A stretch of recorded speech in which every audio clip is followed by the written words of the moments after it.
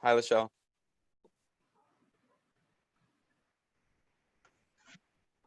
Hi, Mark. Hi there, nice to meet you. If you're familiar with Zoom, you know, in the upper right-hand corner of your screen, you can rename yourself. I was going off of your email address, so I apologize, I didn't have the correct name. Well,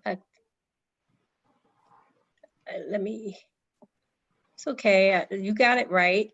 Let me rename. I I'll didn't give you, prefer my first name. that's right, I didn't have that, so I just used what I had.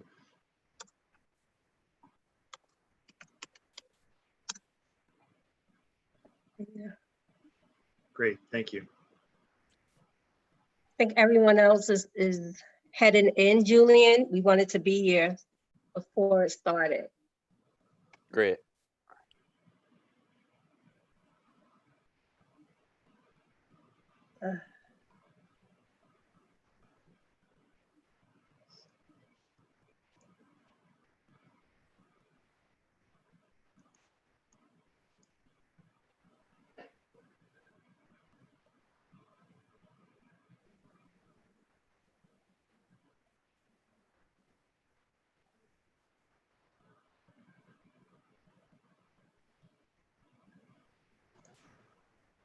Hi, welcome.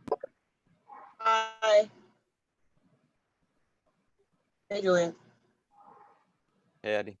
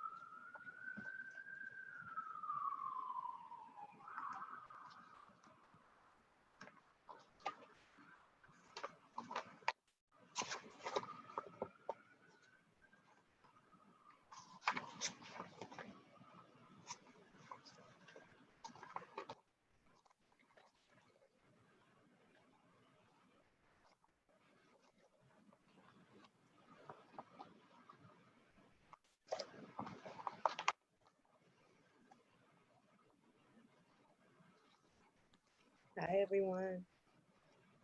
Hi, Tyler.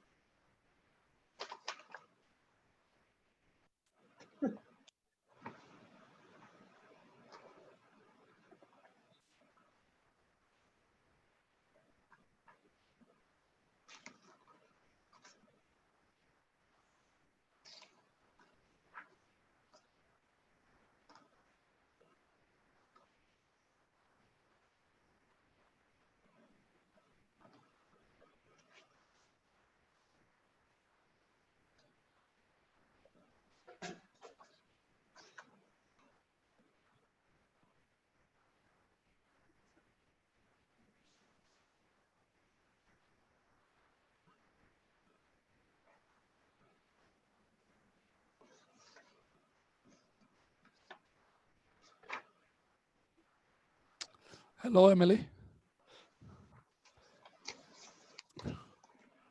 Hi, Christian. How are you? I'm doing all right. I am a member of a CB7. Oh, I see. That's a surprise and very nice to see you. Yes. Hello. Hey, so Mark, I've got some logistic things for you. So Lolita is sending me a couple notes about either the phone call or a Zoom. I did not know if, can we share, if I share the phone number, is that a particular number to me? Otherwise, I'll give her the number you gave to me. I think she may be trying to call in. If she's trying to phone in, Well, I'm trying to decipher what she says. I'm doing my best. okay, let me just see if she's reached out to me so I don't burden Well, you I with it. CC'd you and said you are the man behind the Behind the curtain. curtains. Yeah. But I Okay, think first she said she wanted a link, then she said she wanted a phone number.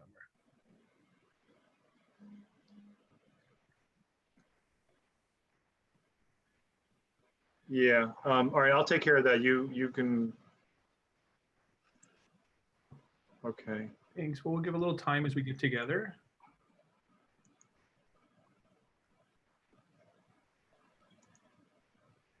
All right.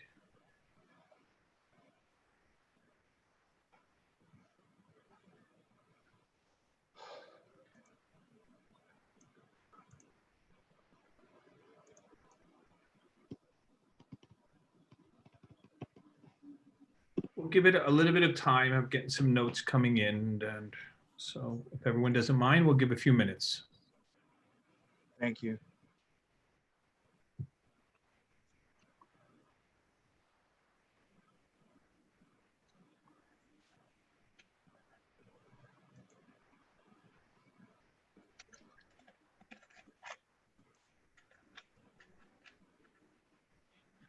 Courtney, you made it. Sounds like you had a big day. Here, you're muted a little. Skin on my teeth and kind of left my husband cleaning up the end of the birthday. All party. right. Well, hopefully you had a nice birthday, and I appreciate you Yeah, being no here and problem. switching out. So thank you. Bravo.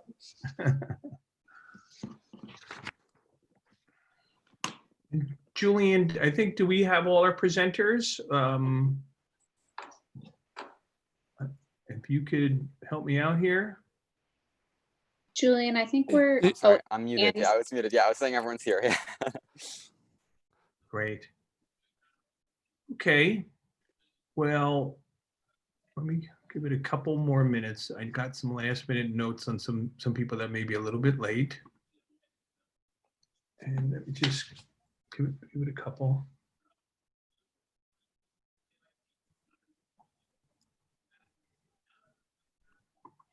And Mark, did we figure out something to help with the presentation, or do we still have a challenge putting that up? I can put up the presentation. I'm still trying to unlock Lolita here. I can put up the presentation. The numbering of the names and the actual participants is something we'll have to talk about. Okay. Well, Um, do we want to talk about that now, or? Let me try to get Lolita into the meeting first, and then I'll be right with you, okay? Okay. Um, This is usually the technology part of the meeting where we try and get one or two loose ends involved, so bear with us. no matter Mark, how we- Mark no has matter how become a we try. professional. Aren't you starting a podcast on how to give Zoom meetings? I'm Oh, yeah. completely looking forward to it. You're all in deep trouble if I'm the expert. So. I bet you're better than the average bear, so. Well, I'm going to wait on you, Mark. When you tell me you think you got that ready, I'm ready to start, so.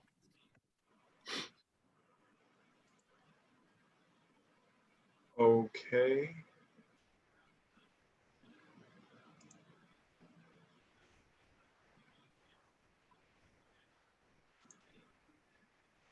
Great. I'm with you now.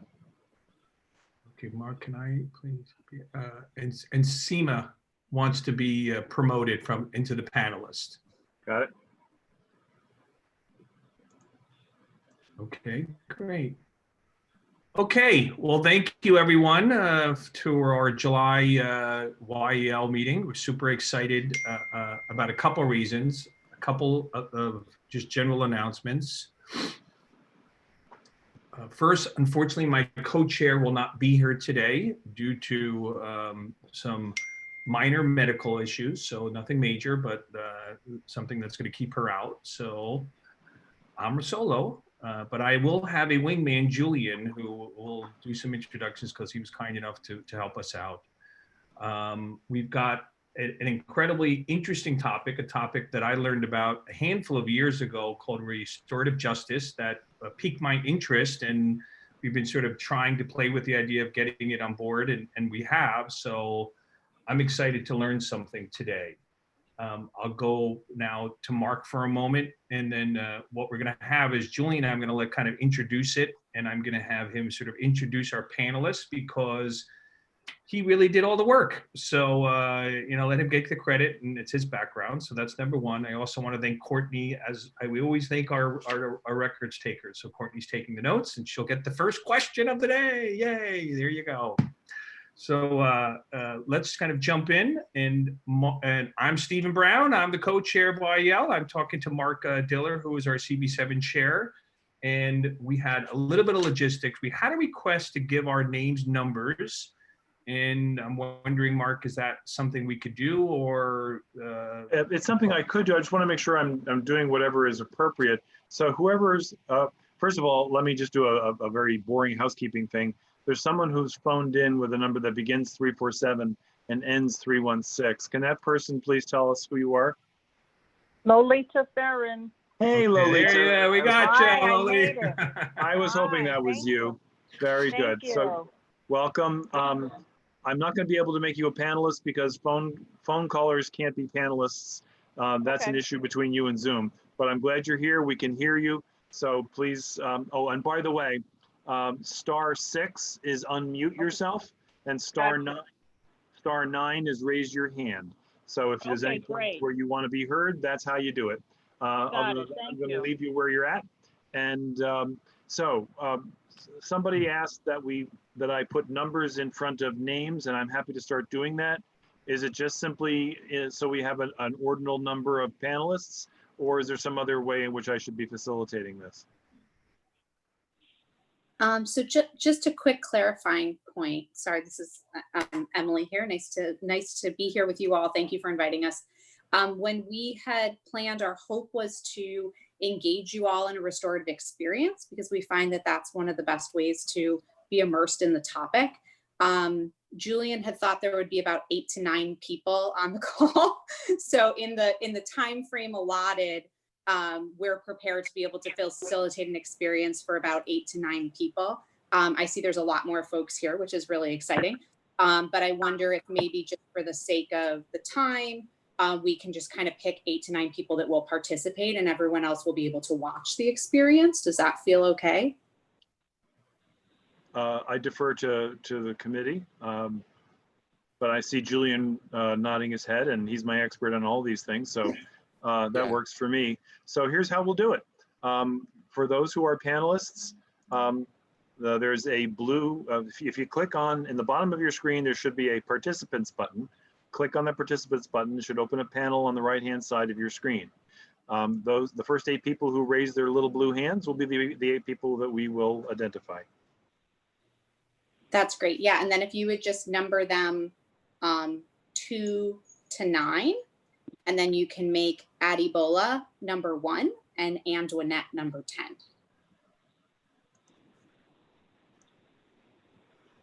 So just a number right before their name so we can see their name as well.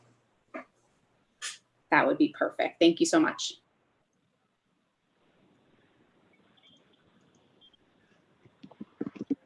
I feel like I'm in one of those call-in competitions from a radio show, you know? The first 9 callers get the CD.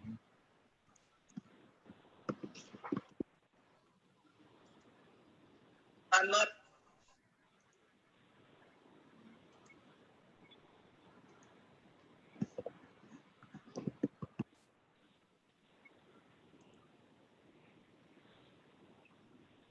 It's gonna feel like an SEL workshop.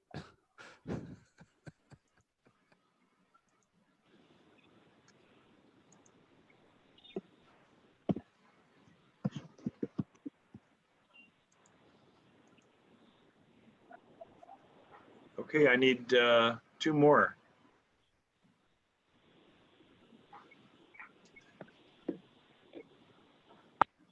I am going to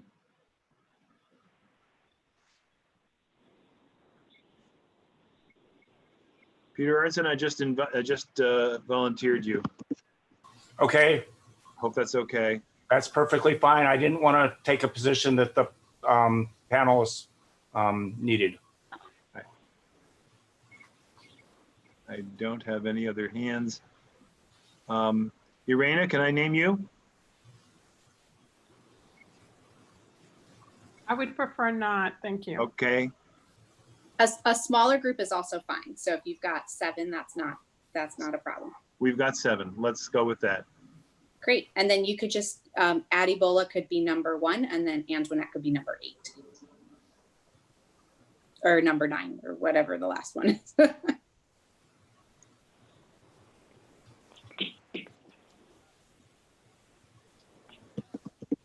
So Adibola is 1, and I'm sorry, who's number 2? Whatever the last number in the what are you up to? You have 1 through 8 right now? I have 3 through, what do I have? You may be 2, Three through- Mark. I have 3 through 7. Oh, Mark- Christian is number 2, okay. Yeah, right. So Antoinette would be number 8. Very good. Okay, I think we're there. Thank you for indulging my hunt and peck skills. Okay, all yours. Thanks. Hi, everybody. It's Julian to speak, right? Or I'm running? Sorry, Yep, Julian. I can't hear Eddie. I think I don't know if Steven's here anymore, but I can give a quick introduction for our friends at YRJ. Yeah, so I'll be really brief so that we can get into the circle. But basically, I think as a committee, a lot of the issues that we've been dealing with for the past few months and that have been at the forefront of the news cycle have been related to 2 aspects of the education system, one being equity and one being student voice. And these are very broad categories. And I think YRJ sort of brings those 2 together. So since freshman year in high school, I've been a part of a sister organization to the organization that Addie and Andy are a part of. And the organization I was part of was examining the historical discrimination and disproportionality in the system.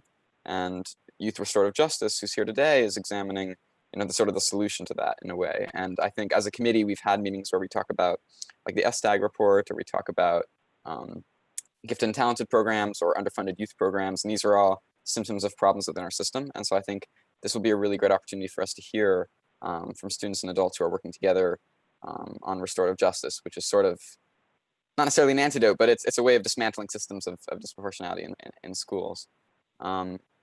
So the students, just to give you an introduction, we're very grateful to have 2 student members of YRJ, Andy and Addie, and we have their adult partners, Emily and Michelle, who work as directors of restorative practices for the affinity schools in the New York City Department of Education Office of Safety and Youth Development, OSID. And the other adult partner is Tyler Brewster, who is the co-founder of Peer Connect. She's an educational consultant and a restorative justice practitioner and trainer. So I'll let them take the presentation away, but they'll be leading us sort of into understanding what restorative justice is. And I hope what we can take away from this is, one, a greater personal understanding of how we can make our schools more restorative, more inclusive, more oriented around supportive environments and community. And especially in terms of dismantling, inequitable practices, but also that hopefully we can pass something as a committee and maybe bring something back to the individual spaces we inhabit as students, as parents, as teachers, or as just members of the community. So with that, I'll pass it to Addie. And thank you everyone for YRJ for coming to present today. Thank you so much, Julian. My name is Adibola Abi Peter, aka Addie. I'm part of YRJ. I'm currently, fortunately, I'm a graduate from YRJ, but I'm also a high school graduate. So like Julian introduced, our partner, our sister team is C, but we are YRJ, and we are a youth restorative justice team based in Brooklyn, comprising of students from all 5 boroughs, that go to New York City public schools. And we are an authentic youth and adult partnership with our facilitators that are here. And we kind of take what we learn from our adult facilitators and then now facilitate to other people like we're doing right now. We take the work that has been here for centuries, such as restorative practices, and we implement it into our schools and our everyday lives in our communities because it helps it flourish better. And it brings a sense of comfortability and vulnerability, being able to share your fullest self and still combat issues like we face, like inequitable stances and disproportionality. So yeah, I'm gonna pass it off to my co-facilitator and then my adult facilitators to introduce themselves as well.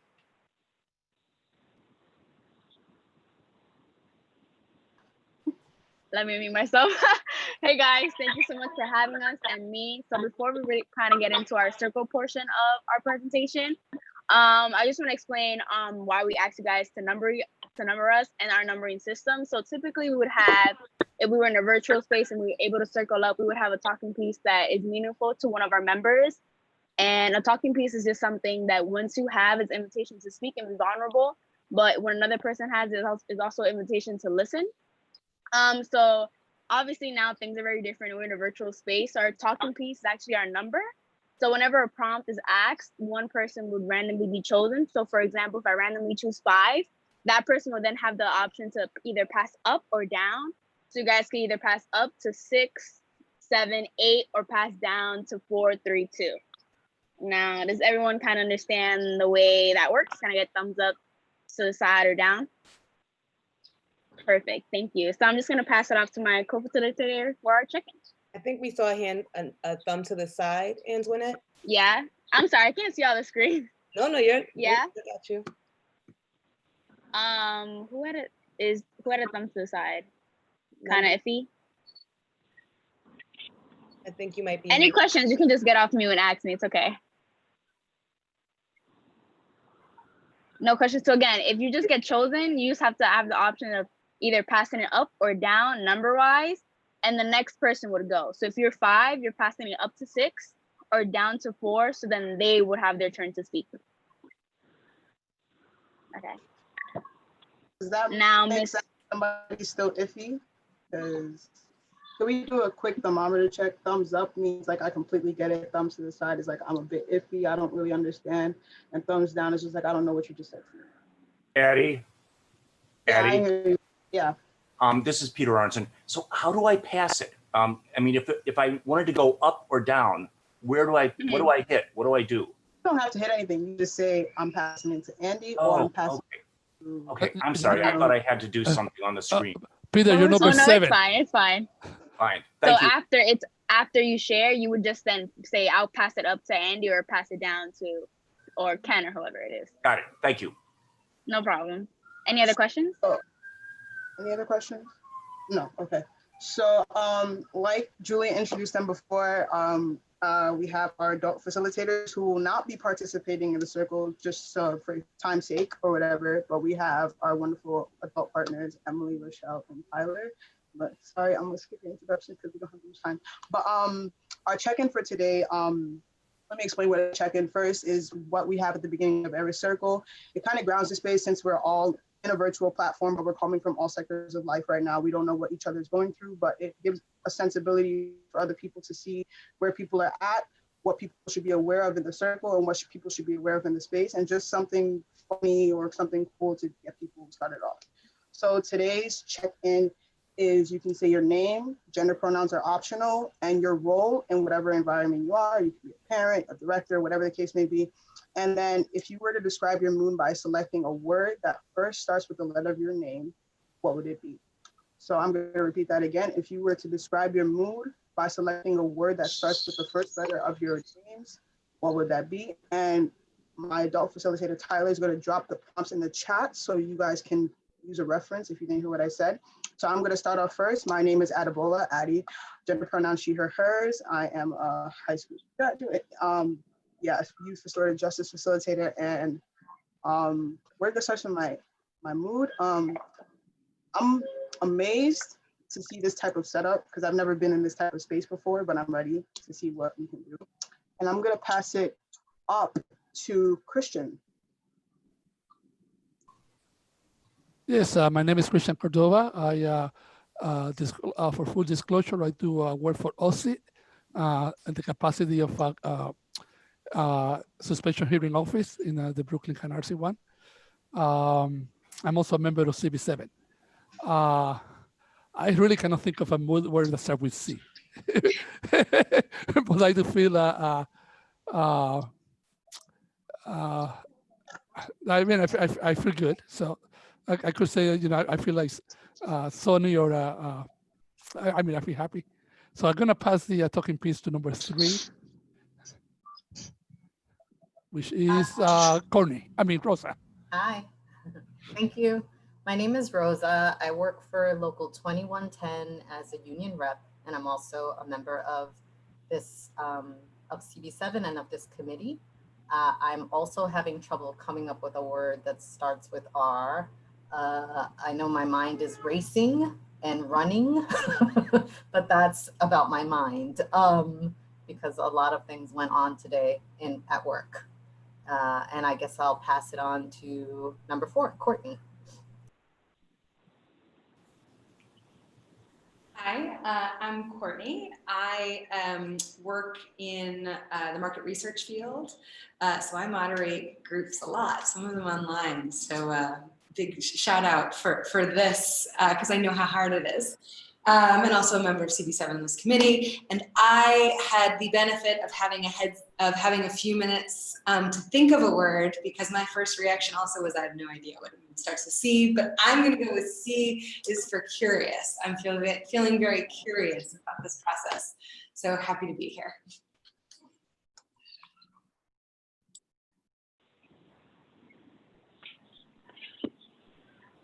And I forgot the last one. I'm going to pass it to number 5 on my screen, which is Bev. Hello, I'm Beverly Donahue. I'm retired. Had a career in government and education. I was at the DOE for a number of years and also at New Visions for Public Schools. I guess my mood is a bit bashful right now because I'm trying to understand what this experience will yield. So with that, I pass it up to number 6. Kristen?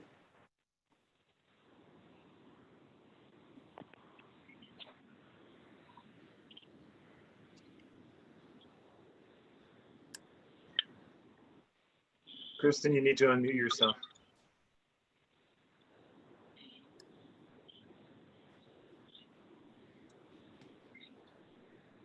Well, I'm trying to unmute her, Mark. Maybe we should just keep going to 7. Call it the auto up. Kristen, if you can unmute yourself down in the lower left corner, feel free to step in at any time. My name is Peter Aronson. I run the local business improvement district north of 96th Street, which is the neighborhood of Manhattan Valley and Bloomingdale. Let's see. What was I supposed to do? I know I'm supposed to do something with P, and I guess, perplexed about just, there's so much going on and my own inability to make things happen as fast as I'd like them to. And just, that's where I'll leave it. So I'll pass it along to number 8. Hi, thank you. My name is Antoinette, and I am a member of the Restorative Justice team. My pronouns are she, hers, hers. I guess I also struggle with the word thing. I guess amused. I guess that's the best thing to say. I'll try to go back to the person who couldn't be muted. I'm sorry, I can't remember your name. But Kristen. Kristen, did you find a way to unmute yourself? There is a chance that they may kind of came in and left and coming back. I have no idea of knowing, but that does happen sometimes. Okay, no, that's fine. And when they come in, we'll just give them a chance to check in. But thank you guys so much for your answers. So before we kind of go into our circle, I just want to give you guys some background on what restorative justice and its practices are. So restorative justice is, in essence, a way of being that gives people a space to be vulnerable and to be looked at holistically. It gives people the chance to build relationships and repair relationships and hold respectable kind of bonds. It also, at its best, holds people accountable for what there are in the space. So it's a really good space where you actually feel welcome and you feel warmed and you feel needed. So if you would just put up slide 1 for me, please.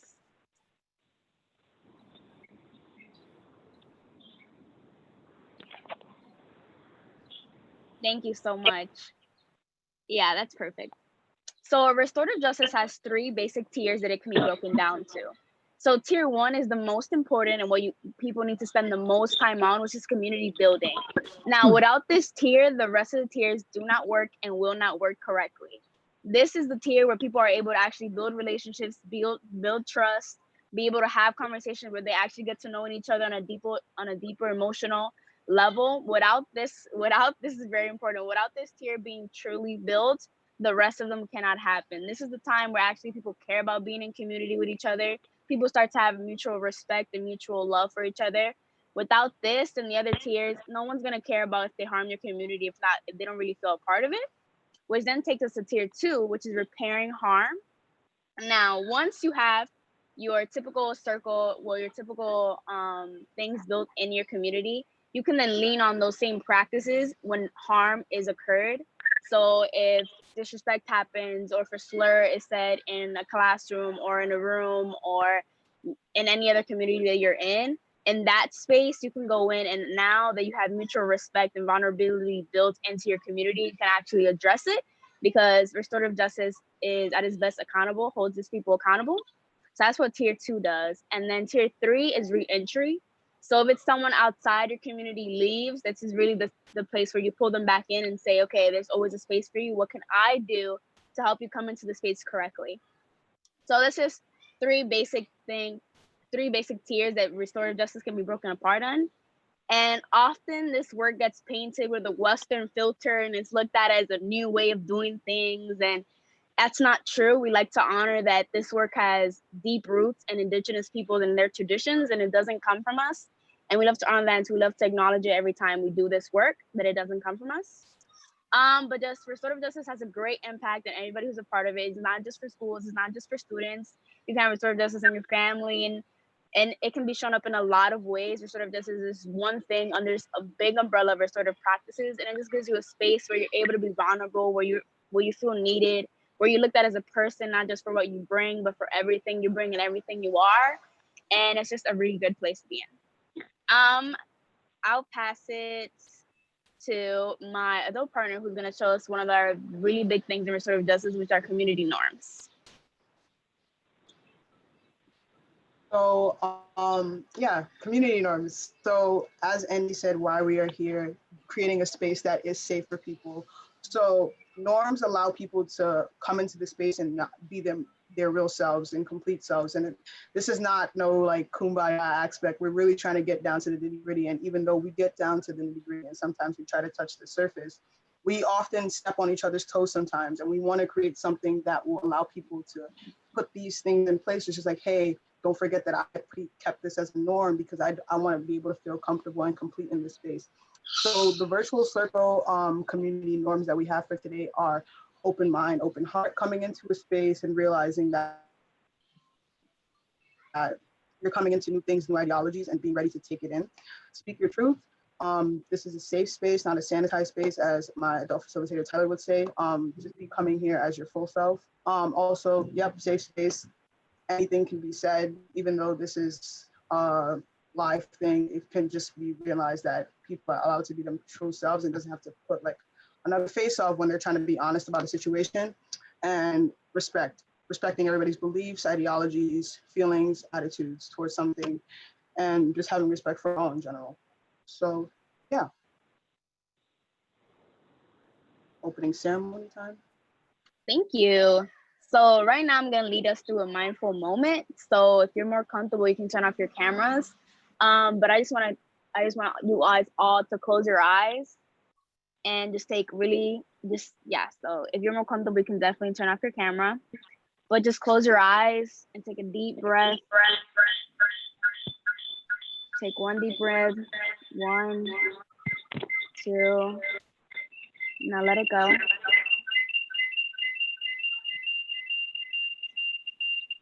Now we're gonna take another really deep breath.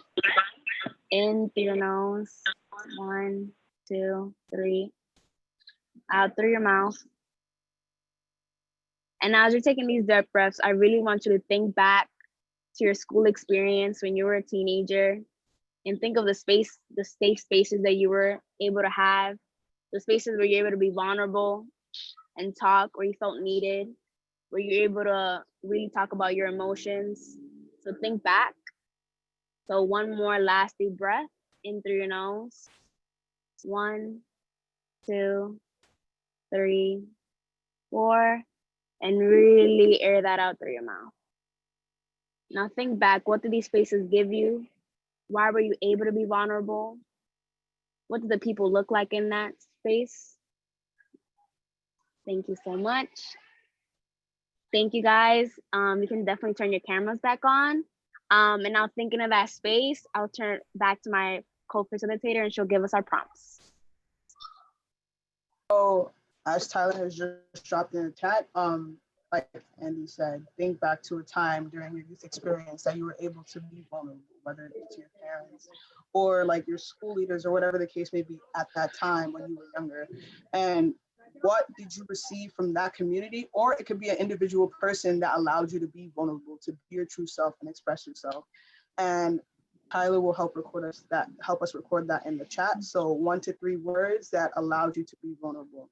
So I will start us off to model. Definitely from a community in school, I realized that the best community that I had outside of school was with YRJ. So allowing me to be vulnerable was I had somebody to listen, definitely somebody being able to listen without judgment at all. And communication is key for me. So, we ever have a conversation with somebody and you'll be speaking to them and they'll speak back, but they're not comprehending what you're saying or not even taking it in. So just having that type of communication that it's open back and forth. I'm going to pass it down to Antoinette. Thank you. I think 3 words that embody the spaces I've been able to be vulnerable in is definitely reflective. As Adebola said, I really need to hear back that you're kind of understanding what I'm saying and what I'm being open about. Understanding, where maybe if I did something wrong or if, not judgment, and just fun, where we weren't just, it didn't feel so serious and we were able to laugh off, but also have serious conversation at the same time. I think that's what gave me. And I'll pass it down to 7. Hi, I guess the place that I thought of was, can you hear me? Yes, okay. Was sort of an in-between place. It was train tracks and walking along train tracks with people, and you were doing something with them, but you didn't have to be paying too much attention to it other than avoiding trains. And you could talk, and so that was the space that came to mind. And I guess I'll pass it down to 6. Kristen, are you there? Kristen, I think, is still having challenges, and she put in the chat, can we unmute her? But I cannot unmute her. Okay. I have asked to unmute. Sometimes I have that. It's not working. I apologize. So I guess by accident not accessed her microphone, Maybe to Bev then, number 5.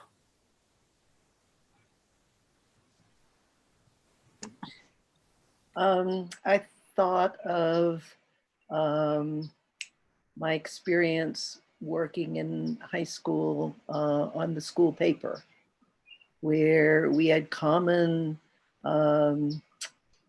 goals, common effort, 2 deadlines, had to get stuff done, had to do it you know, in a way that was, in our view, as excellent as we could possibly do it. And it created enormous camaraderie.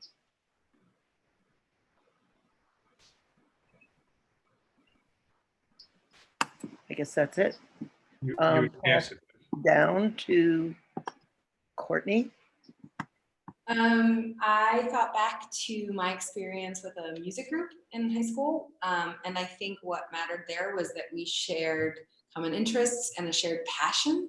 And sometimes passion when you are a teenager is not something that's always widely accepted or embraced or feel comfortable expressing. And it was a space where we could kind of all be together and share that and express it and feel comfortable being showing that part of ourselves. So that would be my safe space when I was that age.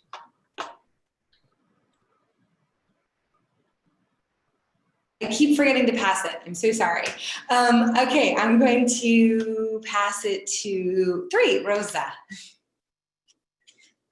I remember my principal and my guidance counselor from high school, and they were just extremely encouraging, supportive, and I mean, I hesitate to use the word loving because, you know, I don't know, I think of loving in other terms, but I felt, you know, some care on their part for sure.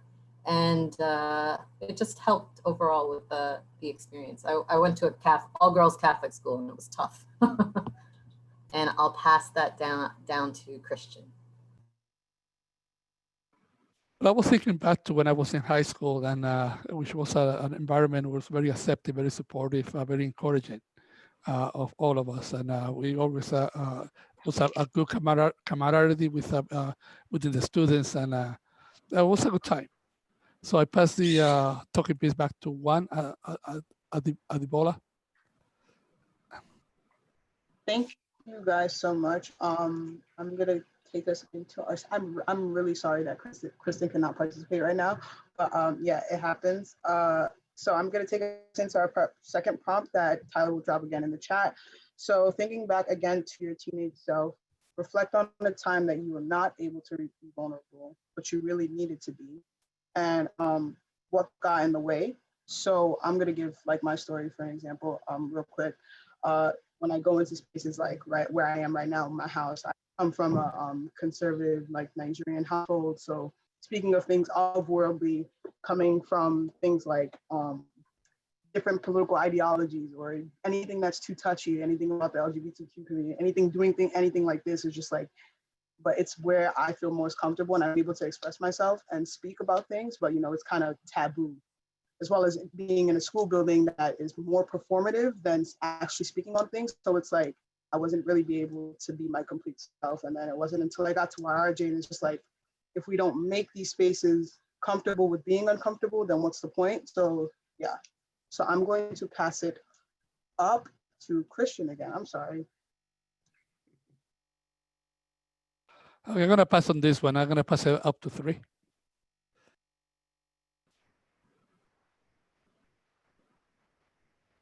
I didn't have too much time to think, but I can only think about just my home. I grew up in a single parent home with an immigrant parent, my mom. I'm also an immigrant. We're from Panama, and we were the only people here from Panama. All our family is still in Panama. And she worked a lot. She expected straight A's. I did the best I could. I was a pretty good student. But there wasn't much space at home for any vulnerabilities. I mean, I had to just be into academics. In the summers I worked, you know, and there was a lot of, I guess a lot of pressure to do well as an immigrant with no family, no history in America. And so there was no space to just kind of be a kid and have fun. And not that I didn't, but you know, it was like, it wasn't as maybe as, easy as I would have liked. I would have liked to have a little more space to just be a teenager. And I felt a lot of pressure to be an adult. And I will pass that up to Courtney. Okay, I think, sorry, just looking at this prompt again. I would say a time when I was not able to be vulnerable, it was almost every other time than what I referenced. I grew up in a place where it really wasn't okay to be different. And there's a reason why I feel like I ended up in New York City very quickly as I could.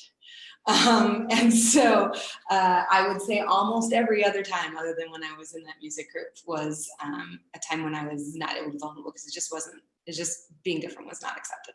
And I am going to remember to pass this time, and I'm going to pass, we're going up now, right? So I'm going to 5, which is Bev. So I'll pass to Bev now. I've always felt very comfortable at home and able to be myself. I've had much more difficulty, as I recall, doing that in school, where the definition of popular back in my high school and the ancient past was not to be interested in academics or in excellence or scholarship. It was to be popular on other fronts. And I did not fit into that atmosphere well. And I don't remember it as a place where I was very comfortable. I will pass it up to number 6, Kristen, who can't be, so then to number 7. Peter, yeah. Peter. Okay, again, Kristen, if you're able to figure it out, feel free to step in at any time. I guess I moved from suburbs in the Midwest to Poughkeepsie, New York, and it was right at high school, and that was just, it was a huge culture change. And so there was very little that was comfortable. I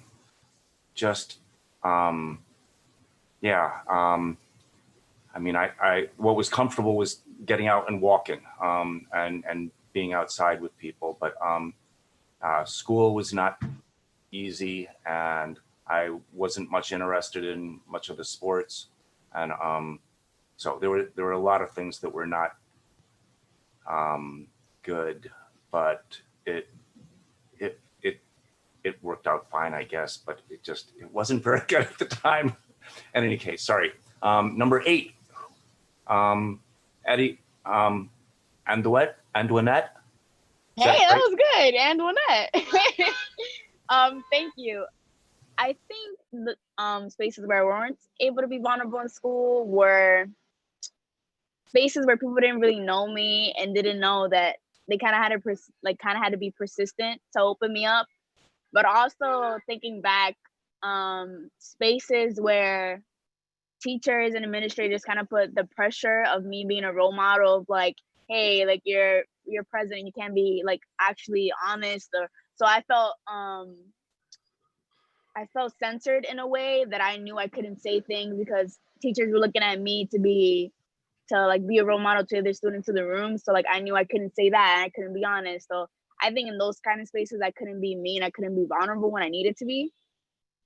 So yeah, I'll pass it back to Miss Adebola. And I'm gonna pass it right back to you. Wait, we're not gonna do prompt 3? There is no prompt 3. Oh, okay, we're gonna skip. All right, thank you. Thank you guys so much for your vulnerability and your stories. They were so interesting to hear.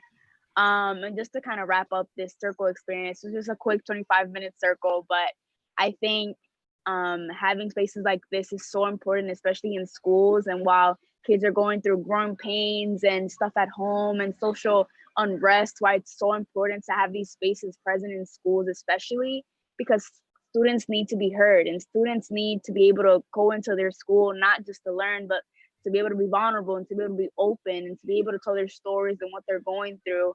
Because students are not just students, they're human beings, you know, and I think a lot of educators and people who end up growing up and being policymakers forget what it feels like to be a student and to not be heard and to not have spaces where they can't really speak up and can't, they forget what it feels like to be silenced in a way. So these spaces are really important, especially nowadays when you see conversations being had, especially with the incident of George Floyd going into public press. You see conversations being rushed where students aren't vulnerable with each other, and conversations end up being more harmful than helpful.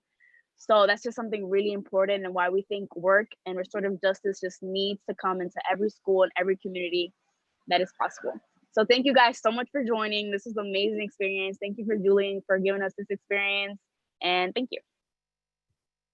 Great. Well, I'm back. So if anybody figured out, my internet went down in the first 5 minutes, but I've secured it, so I'm here. So I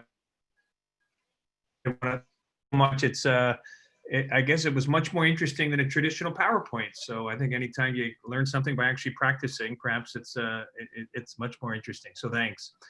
We generally then kind of go around. I didn't get a chance to tell the process. There would be, and the process is for you guys to make a general presentation, and then we'll go around to our committee members and the non-committee members for any Q&A. I actually have some questions, and I'm going to ask any of the committee members and non-committee members, because I know they know, to raise their hands, and then I'll kind of go around from there. If you can do it on our participants thing, I know we know how to pretty much do it. And if at the end of it, if somebody raises their hand, I'll find them. But I'm going to kind of go around from that. So, and excuse me if you said this, but could you talk to me just a little bit about how does this work in schools? Is it in every school? Is it sort of, school to school? I'd like to, I know, could you kind of give me or the group some thoughts about how this is actually brought to life in a school? And maybe is my first question. How does this happen? And then how does it work? Is it a general, you meet on Mondays, it's every day, whoever raises their hand, can you just walk me through that process? I'd be very curious. So me and Addie are actually both a part of the Youth Restorative Justice team, where students it started off as 15 schools. I'm pretty sure we've grown a little bit since last year, but it started off as with 15 partner schools. So there's 2 kids from each school, and we used to meet in person every two weeks on a Friday. So we used to meet and just really build our knowledge on what circles are, where restorative justice come from, ways that we can implement restorative justice into our school. And then from what we learned in our larger school meetings, each student member would then take it back and build their own restorative justice school-based team. So then kind of what we learned from our larger meetings, we would take back into each of our schools.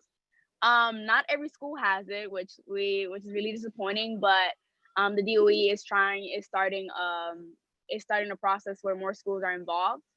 That answer your question? I feel like I forgot like 3.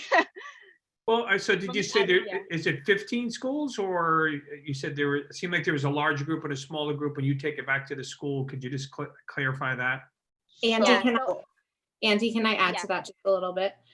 So Andy just did a really beautiful job of describing the structure of the team that she and Adibola are part of, which is a really intentional selection of about 17 schools across New York City that we work really intensely with youth leaders to really lead the charge in their own schools.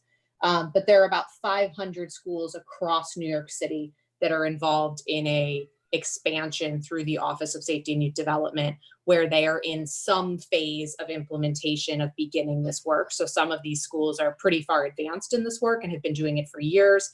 Other schools are in the beginning phases where they're just kind of learning to understand that pyramid that Andy and Addie presented at the beginning, with really kind of understanding that foundational piece. So schools across the city are in very different spaces in terms of how they're implementing. And it looks very different from school to school. So there are schools where every single day, every single student and staff member participates in a circle like you just did, with the purpose of building community and building relationships. There are schools where that happens once a week or twice a week. There are schools where it only happens with the 9th graders or the 6th graders. There are schools where it happens as a optional thing where it's offered during lunch or after school and people can opt in. So there's not one model that's going on across the city right now. And is it organically started, or is it started by the principal? Or I'm just curious how, 500 have it, how does it start at each school? The 500 schools that are in the expansion were identified through their superintendents as schools that would be good fits to kind of go in phase 1 of this expansion. I think the goal is to expand it to the entire city at some point.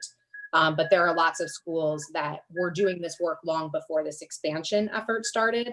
And that was really driven by the school community. So sometimes it's driven by a principal or another administrator saying, I really want to buy into this work. Let's go out and get folks trained. And sometimes, and very often, it's driven by a teacher or a paraprofessional or a group of students who learn about the work and get kind of a small group really excited and then grow it throughout the school. So there's a million different models for how schools get started. Mm-hmm. And how long, how long has it been practicing? Is it 5 years, 10 years? Just curious how long it's been in the school system. Tyler, do you want to take a guess at that? I'm just getting a sense of sort of, how the history of it, but not to be an exact answer, It's an interesting question to answer. Just because restorative practices looks a variety of different ways. It's not really a program or something that's placed in a school. So we might have some schools that have been practicing this for 50 years because the way that they interact and the way they engage and recognize one another's humanity is just a part of their foundational values. As Antoinette spoke to in the presentation, what we see in schools is really borrowing and adapting from indigenous practices that have been going on for thousands of years, right, around the globe. And so some schools are just already founded and positioned in that way in terms of interacting with one another, building community, having strong systems for addressing and repairing harm and welcoming folks back when reentry or reintegration is necessary. There are some schools though that are brand new to this and may just be hearing about it and are entering it as a way to kind of heal their school culture. But I think the most important thing is recognizing that the work starts within. And so it's not necessarily a script or a protocol to be followed, but really shifting the way we see and interact with each other day to day. Great. Okay, I see a couple of hands raised, so I will stop asking all the questions. And Christian, I think you were the first one up, so do you have a question? Yes, and how are the schools supported on this from OSIT? I mean, do they have an assigned facilitator that goes from school to school and sets them up, or do they on their own figure it out and figure what to do and pass it on to the other students? Yeah, I think that's a great question. So for the schools that are part of this explicit expansion that we're talking about, those 500 schools, they are each assigned a point person, a coordinator who reaches out to their school and supports them through a process of implementation and introduction to the work.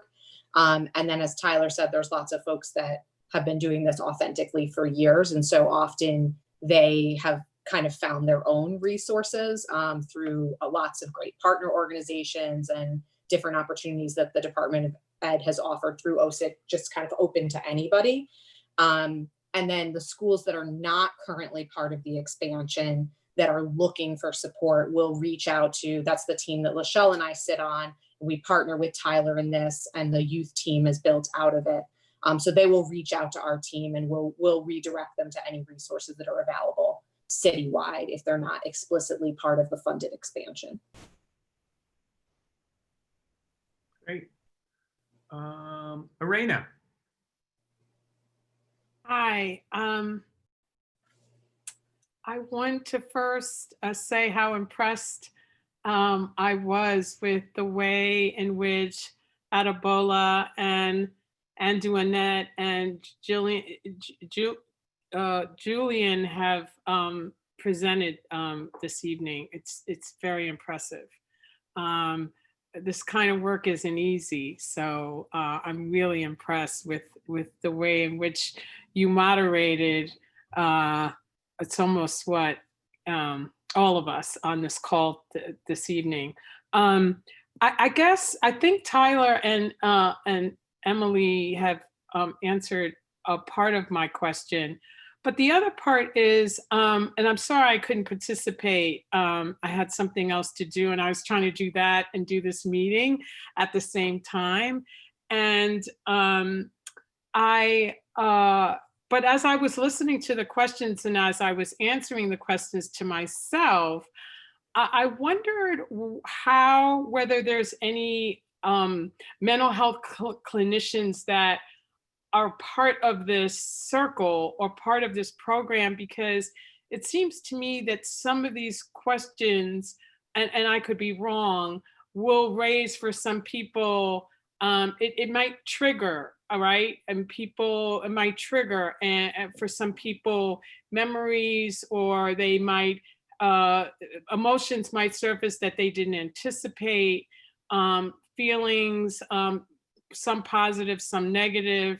And I was just curious as to when that happens, where can young people who are part of the circle take what's coming up for them? Like, what's that process like? Thank you.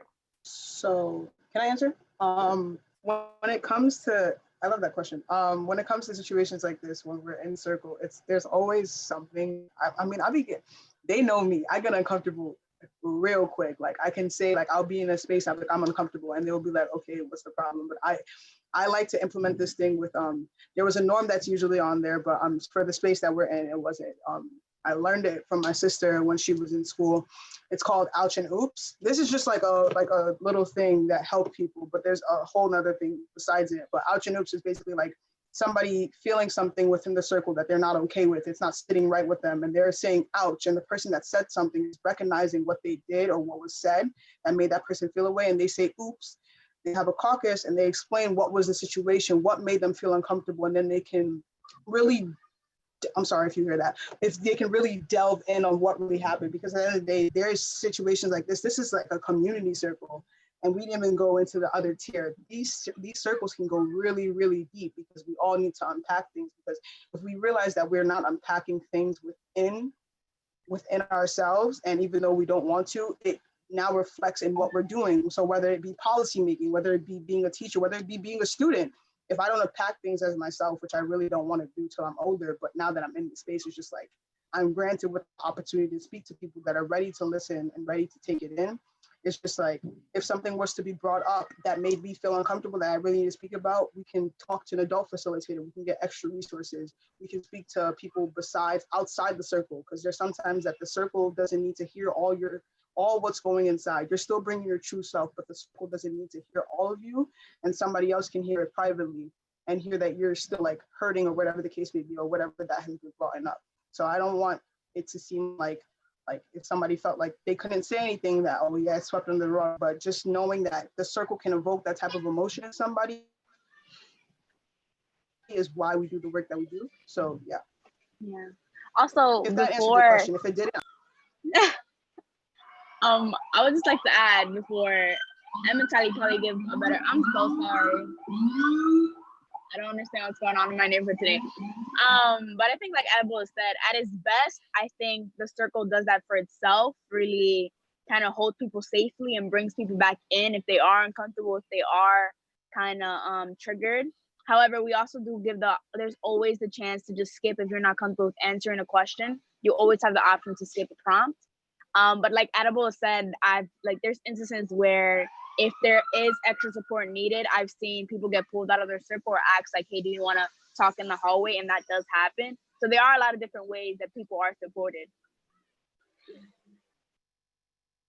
Thank you. Anything else? All right, Ken, thank you for coming today. Very nice to see you at the YL meeting, and let's have you answer whatever questions you have. Yeah, I'm actually here for something that in new business, but I was very interested in this. I'm a member of Community Board 7, also on the Transportation Committee and the Parks and Environment Committee. My question was, this so far to me seems very abstract, and I was wondering if you could give a couple of concrete examples as to how one of these circles starts, what prompts it. I assume it has something to do with, if it's about restoration, something needs to be restored. What would that be? If you give a couple of examples, that'd be great. I can start off and then I'll pass to Andy. But I feel like for when we started YRJ, I'm gonna give that example first. When we started YRJ, we literally was we found out from our school people at school that we like, oh, hey, we're trying to implement this work at school, but we're going to send you somewhere to train you first so you can come back and bring it to us. So that's how it was. And then we went into this space and we were greeted with pizza and smiles. And then we tried to see what we can do from there. And we sat in a circle. We're like, why are we sitting in a circle? Obviously, we bring like how you guys are new to this and you sit us in a circle. And as we were going along, we were learning, but we were understanding that we needed this to help fix what was going on at school. And most of the time, like Andy said, people implement RG when it's too late. So like, for example, if there's a fight that happens within school, you're trying to now sit kids that are already angry and full of rage in a circle with somebody that they didn't even build community with in the first place. So I didn't know what boundaries to cross with you. I didn't know what boundaries I crossed that made you angry. And now you're telling me to now address those problems when I didn't know them in the first place. It's like, it's what happens in things other than school.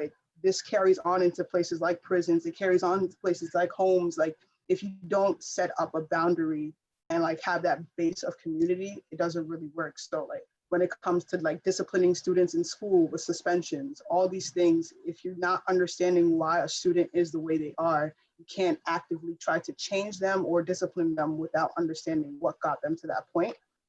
And I'm gonna pass it to Andy if she can explain that a bit more. Thanks. Like Addie said, we came into the space not really knowing what we were there for, not really understanding what it would lead to. So circles usually start off with just maybe community building games, you know, learning each other's names and learning where we're from and the places we'd like to be in. So there's getting to know you circles, which is falls in tier 1. We're just kind of just building the relationship more. And then gradually and slowly, as months passed, we saw those circles come from just getting to know each other's names and where we're from to talking about family deaths. And that's something that happens so naturally as that community like kind of gradually builds. And to your second question, as Ali explained the first one well, what's being restored at its best, RJ restores community and repairs harm if it's implemented too late. However, there is a conversation within RJ where some people call it transformative justice, because some people like to believe that you can't restore something that was never there. So some people do like to call it transformative justice, to answer your second question.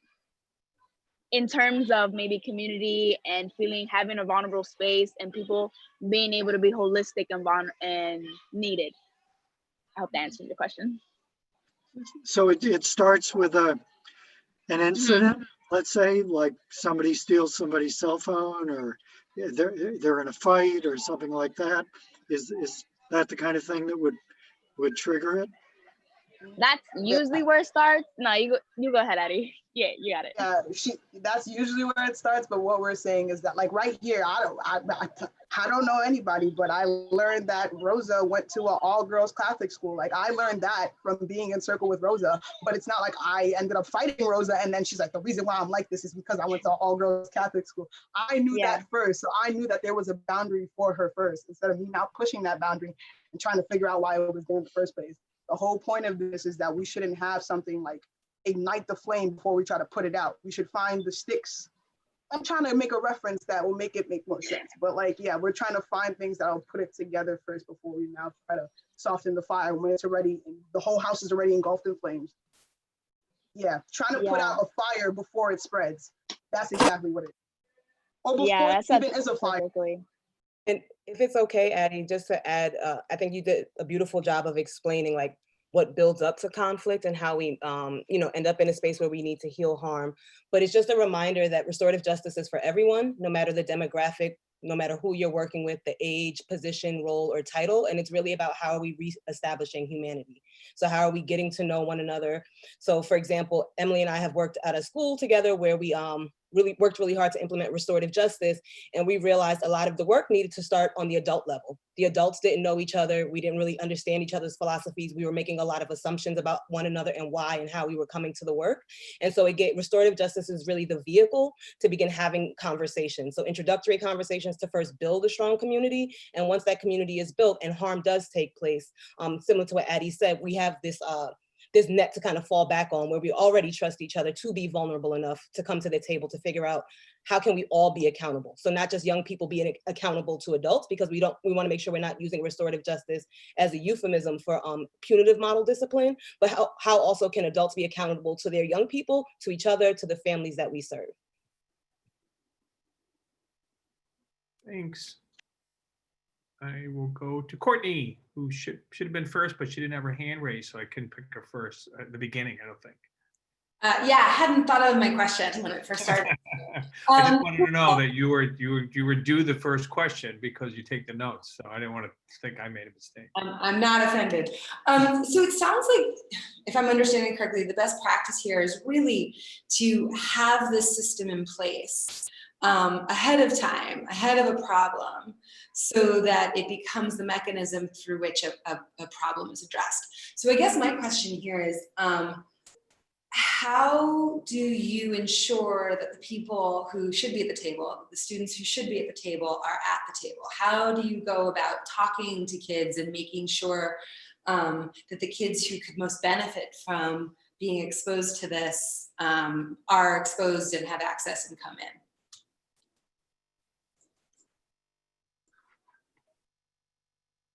Does that make sense? Yeah. I think, like Tyler said, it's for every student, it's for everyone. So we really don't like to select kids who feel like it is for everybody in the community. However, if you do want to select certain students, I think the best thing is to not force a student to come in. I think the worst thing you can do is force someone to be a part of something they don't want to be a part of. And it's just to have understanding conversation. If a kid just wants some pizza, just wants to talk, like, I think that's why it's really important, like you said, for this work to start organically, so kids don't feel like they're forced into yet another circle where kids they don't know. And it just starts off organic. It just starts off maybe talking to friends about where you guys want to travel to and where you guys want to go with friends and people and then those conversations start to build up into something that those kids actually can benefit from. But you can't just skip steps to those important steps. You need to slowly build where kids are able to feel comfortable in space and be like, okay, maybe I do want to open up. Maybe I do want to talk about why I act like that or why I act out. You understand? Unless Addie wants to add on. Andy, go ahead, Addie. I wanted Courtney to repeat her question so I make sure I got it right. Are you asking, like, let you ask what you want to ask. Let me not try to rephrase it. How do you talk to students about this process to make sure that, do you know what I mean? Like, how are you making sure that that people come to the table? Since it sounds like the greatest benefit here is to have people in the room before issues even start. Does that make sense? So how do you get people there? How do you tell them about this in a way that makes them want to get involved? I can help. I mean, that was, I'm not gonna say like I had the story of blackballed as a student. Like, I was labeled as the smart problem child. Like, I had the brains together, but the way I behaved in classrooms wasn't set to people. So like, when it came to like bringing me in, I was never involved in spaces like this. I was never came to like decision making or helping things be planned, but it's just allowing students to realize that opportunity is giving to them, if that makes sense. So you know how adults, I'm sorry, I'm breathing, so I had to run to put on my light, but adults usually put some students at the forefront of the movement that they're trying to create or whatever they're trying to like lay down or whatever. And then you have students behind that be like, hey, I wanted to be a part of that. Why couldn't they let me be a part of that? And it's just like, they didn't know that they were welcome. But as when it comes to like allowing students that like from all, like if we're trying to build this from a base, from all walks of life, just let them know that the space is there. It's like saying like we're doing a circle in a room and somebody's walking past and be like, what they doing in there? And they just keep walking or whatever the case may be, and they keep walking past, or they never walk past again. It will still be in the back of their mind that a space like that exists and that they're welcomed at any time. Because regardless of if you're re-entering or you're coming in for the first time or you've never heard of this before, you're always welcome to learn. And even if you have different ideologies and you're not ready to do the whole like, getting to know each other, don't forget you're always welcome to now come and learn or to bring your different perspective, because all perspectives are needed. That didn't answer your question. I am so sorry. Addie, if I can just add to that, I think one of the, I think Addie and Andy are really touching on some important points there. And I think that one of the ways that we try to get every voice at the table is by letting as many people as possible experience what this is and what it feels like. And as they've said, as Andy and Addie have said, and as Tyler has said, this is really a way of life. It's a way of existing. And so when you shift a school's culture in such a way that everyone knows that there is opportunity to be heard, that there's opportunity to be seen, that there's opportunity to be vulnerable, when you provide constant spaces for people to participate in, we really advocate that this doesn't just happen during advisory or once a day in the morning or during lunch, but that when you start a science lesson, you check in with people and see how they're doing and do a quick opportunity for people to just kind of like, how am I showing up today? There's all different opportunities throughout the school day and outside of the school hours to really humanize one another. And by doing that, we give young people and adults in the building the opportunity to realize that they have voice and that they have a voice that's going to be heard. And then you start to engage more and more people. And so we often when we support schools, we often support them through things like culture audits and going through a process of identifying who has decision-making power, who has facilitation power, who is just allowed to be a participant. Why is that? How do we shift that? So it's a huge array of things that have to happen, but really it's shifting the entire culture of the school so that people realize that if they want to have voice, there's an opportunity for it. And then you start to get a lot of different voices. So just in the same way that they passed a talking piece during Circle, everyone had a chance to make a decision about whether or not they wanted to share. And there was a moment where Christian decided he didn't want to and he passed it along, but he had that chance to decide. Too often we don't give people that chance, and then not everyone will raise their hand, right? So if we just in the practice of using a talking piece, we give everyone a voice instead of forcing people to try to offer themselves up, which everyone won't do. It creates a dynamic that allows for more engagement.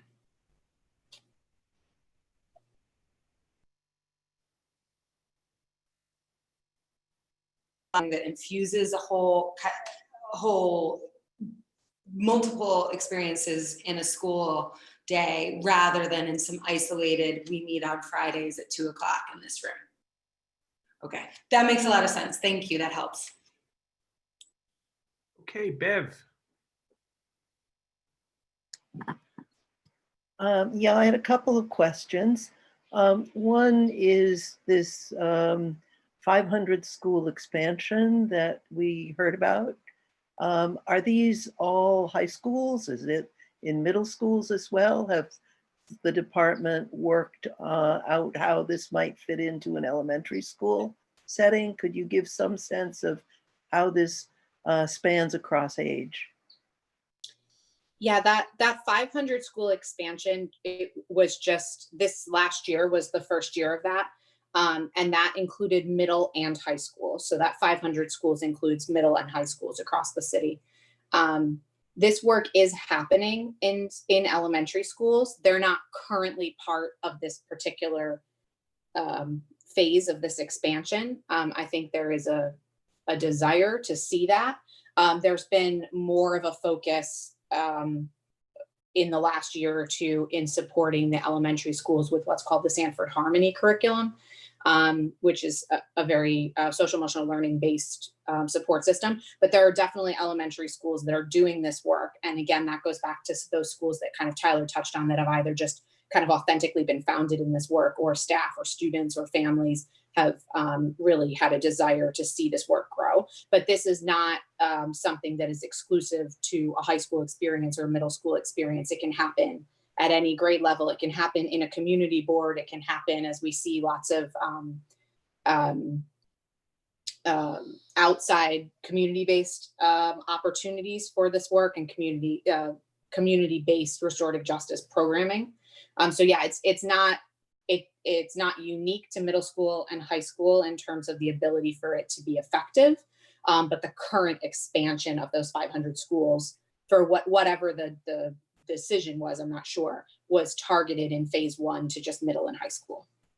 Do you have information on what the budget was for this expansion that is now entering its second year?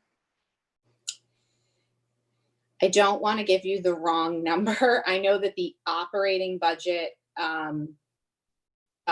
in terms of kind of purchasing power and per session, so OTPS and per session was about $3.5 million, but that does not include a staffing budget. And so we could get that. It's public information. I could get that and send it to Julian to share if you'd like, but I don't know it offhand. Okay, and I guess that's it. Thanks. Great. I'm going to pick Vice Chair Doug, as he says here. The Vice Chair sounds very official, Doug. It's just V chair. There's not even. Very important. Very important. No, I'm just me. I'm just Doug. I am. First of all, I just wanted to thank you for doing this, and I'm so impressed with what I've seen so far and these smiling faces, and really, it conjures up so many thoughts and emotions in my own life experience to date. And so basically I have some comments and I'll finish off with a question. My observation here is just that the communication model and sharing is so fundamental to the human healing experience. And in my life, having been through therapy, group therapy, and different support groups, and being involved in different trainings with all different aspects of sharing, I've found that when it's done right, it's some of the most healing experiences that I've ever had in my life. And I know that that's true for so many people. And I'm just remembering going through doing a group experience where we broke off into small groups. And I remember, without getting into too much detail, there was one person that was in my group that I didn't want to be in that group because I didn't think this person, I thought this person was mean because of their face or their expression. And then when this person shared in a very vulnerable way their wounds in their life, this person became my favorite person, and my heart opened. And I'll never forget that experience. So I can see how this will work and works on so many levels in so many parts of life, in every part of life. So, and I know that the general fundamental principles that are so important in any sharing is safety and boundaries, and and of course that includes being in an environment that's non-judgmental. And so adding a little bit to what Arena said, and I was having a similar thought, which is that unfortunately, tragically, there's so much abuse in the society of every kind, physical, verbal, emotional, sexual abuse, that I have to imagine that much of this will be benign and will foster friendships and relationships, but I have to imagine that some people will be triggered, and then I guess what leads into the question is,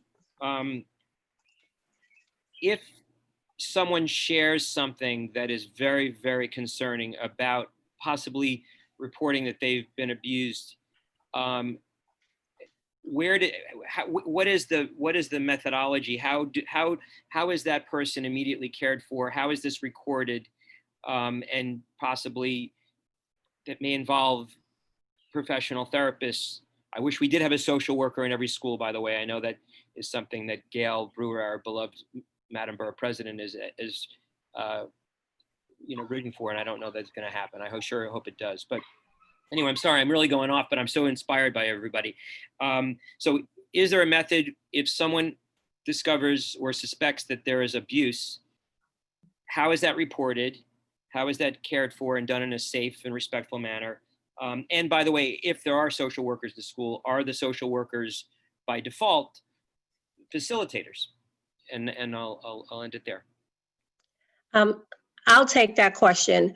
Every school in the DOE is guided by chancellor's regulations. And in those chancellor's regulations, if someone, whether it's staff or student, discloses something that is harmful to themselves or to others, there is a protocol that must occur. So what better place to have restorative practices and a restorative circle, because there is an adult that is and that adult doesn't have to be a social worker or a guidance counselor in that space, but every adult is guided by those same chancellor's regulations. And when something like that occurs, they are to do that handoff to those professionals in that building that can support that student or staff member who may need support. So that is already built into the mechanism. And I think that's best case scenario, that you're having these type of circles or circumstances in a space where there are professionals who have those protocols in place. So that is definitely not a concern.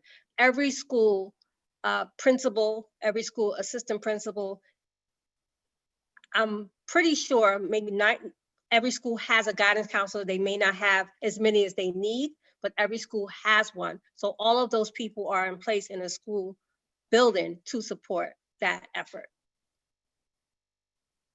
We also mandate, and this is one of the reasons that the expansion was funded as well as it was, and we're really grateful that there was a recognition for the need for this funding.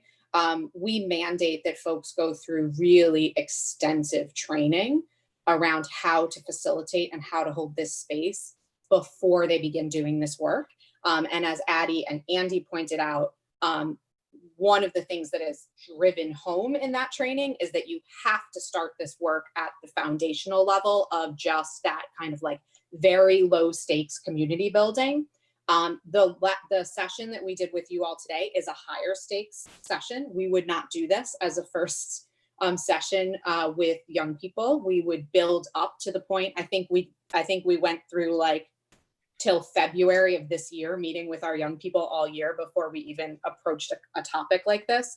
And one of the reasons that Addie and Andy and some of the other students that helped to develop this lesson developed it the way they did was that they wanted to kind of have adults experience having to, right off the bat, without having built any relationships, have to talk about being vulnerable. Because when this work isn't done well, this is what we ask students to do all the time without creating that safe community first.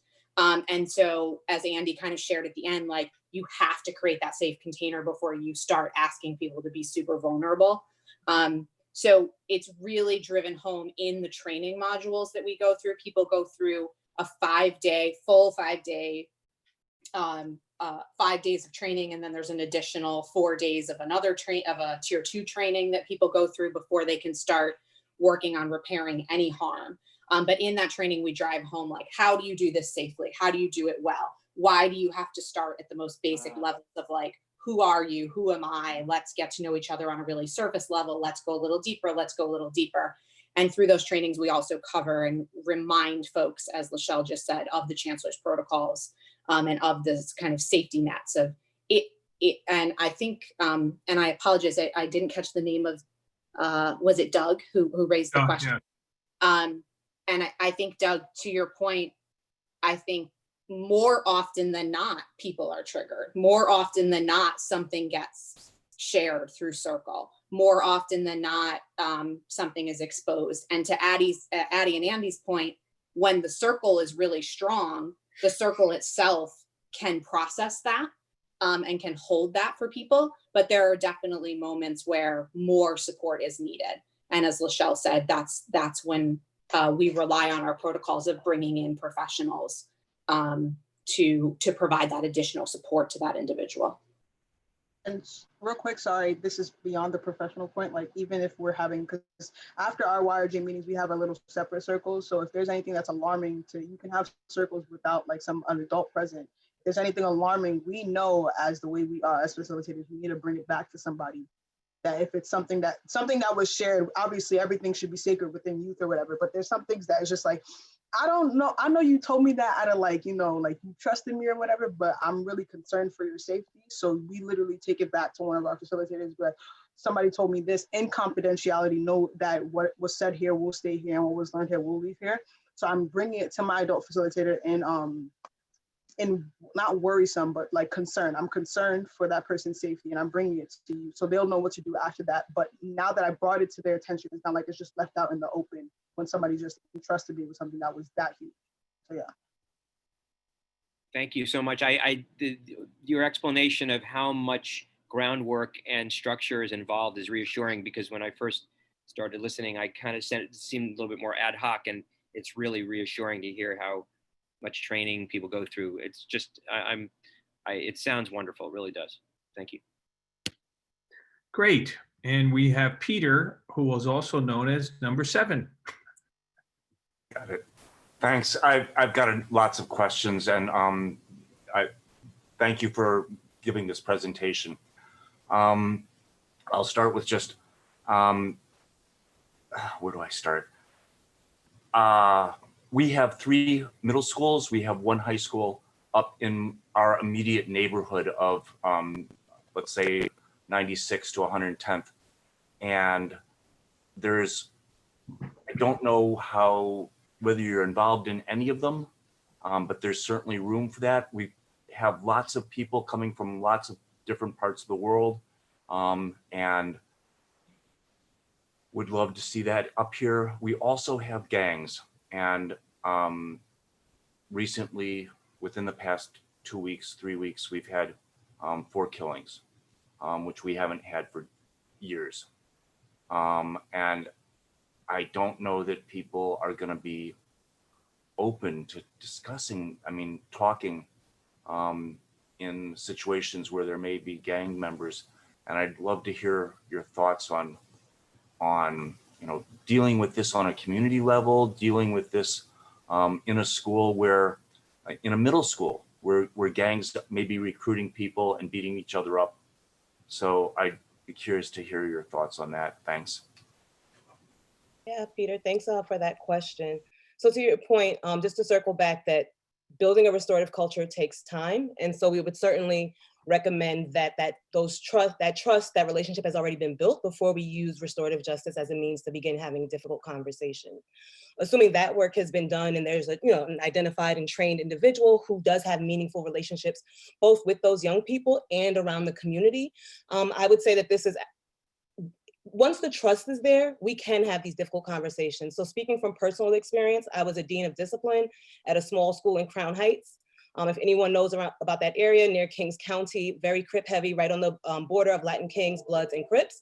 And I was able to do pretty amazing work with all of those youth members. And again, it's about front loading, seeing them as people first, right? And people with needs, and thinking through what we see in our schools is often, we can think of schools as mirrors and windows, right? So windows in terms of dreaming to the future of what we'd like to see our future to be, but they're often mirrors of societal ills. And so the Black and brown students we serve are not broken, but usually what we see are symptoms of larger issues in American society. And so my first recommendation is to see these young people as people with needs and maybe who have been underserved in some way, or and then building those meaningful relationships. And so identifying key people both in the neighborhood and within the school community to begin having these conversations with. It's really about sharing and reestablishing humanity. And so I can speak firsthand. We've had very, very difficult situations at the school I worked in Crown Heights, opposing gang members on opposite sides of conflicts where people had lost their lives and they knew who was responsible for what. But by centering their humanity first and leading my conversation not from a place of fear, I was able to do pretty remarkable work in terms of harm and healing in that space, and also recognizing the capacity and not centering myself in terms of what I think solutions or what I think resolution looks like, but really giving them voices to be a part of identifying what is the pathway towards repair, and being able to listen critically to them and the recommendations that they're able to offer. And so again, this work is done in layers, I think. And so a lot of it is, again, about us reflecting, us unlearning a lot of things that we believe about the communities that we serve, believe about some of the young people that are struggling. And once we're able to unlearn that and build meaningful relationships, I really believe anything is possible. But I wouldn't start there if you don't have that relationship with the young person.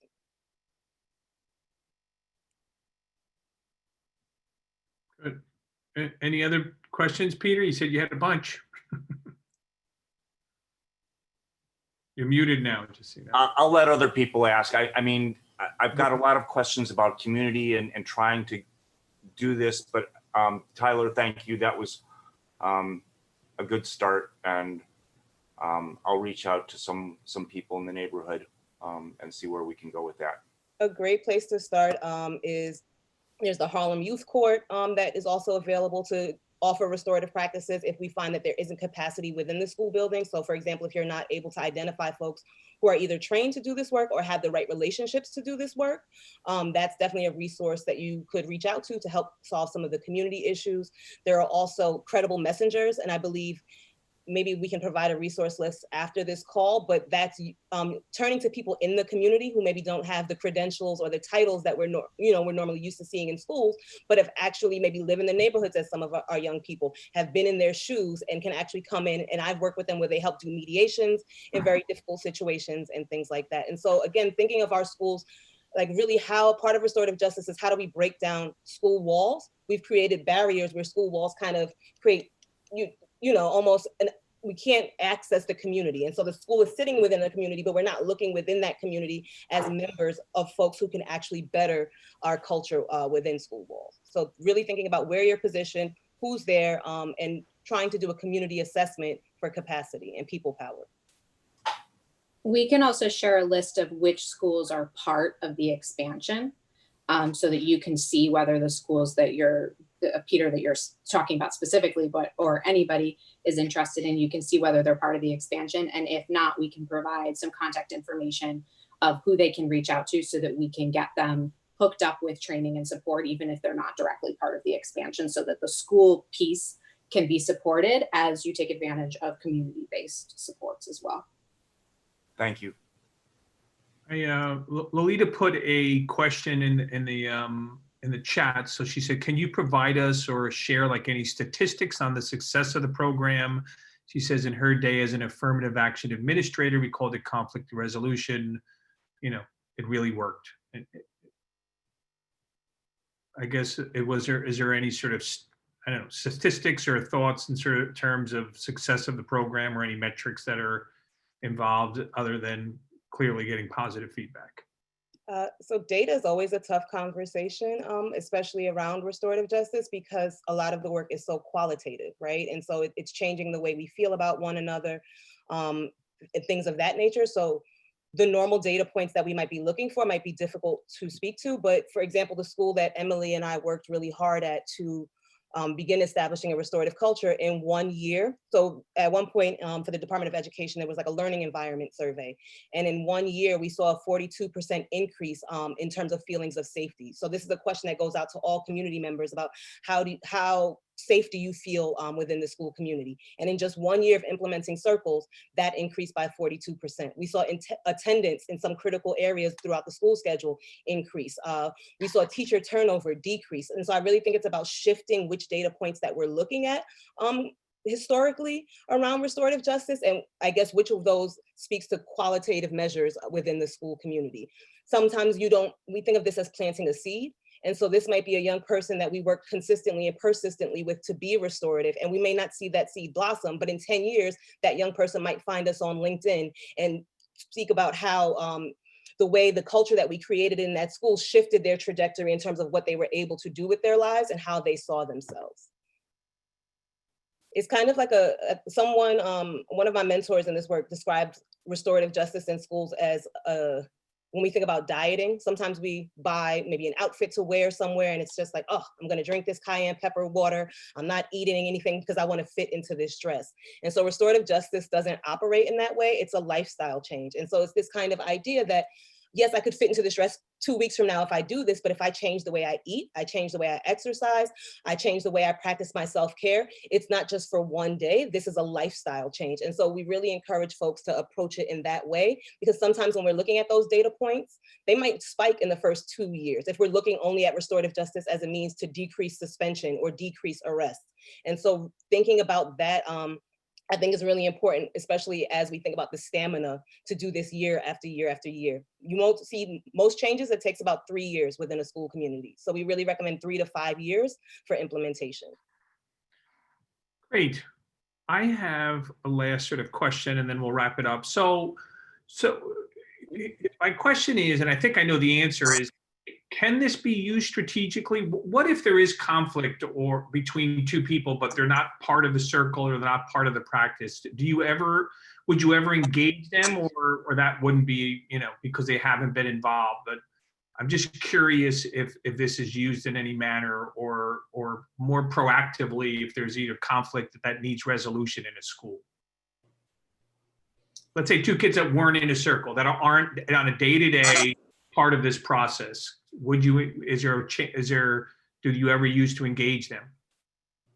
Yeah, that's a great question. I think it's the question that like everyone wants to know the answer to all the time from us, because a lot of people want, a lot of schools and kind of policymakers often think that like that's the entry point, that conflict has happened, we need to resolve it, we need to restore the community. And so that's where we'll start the work.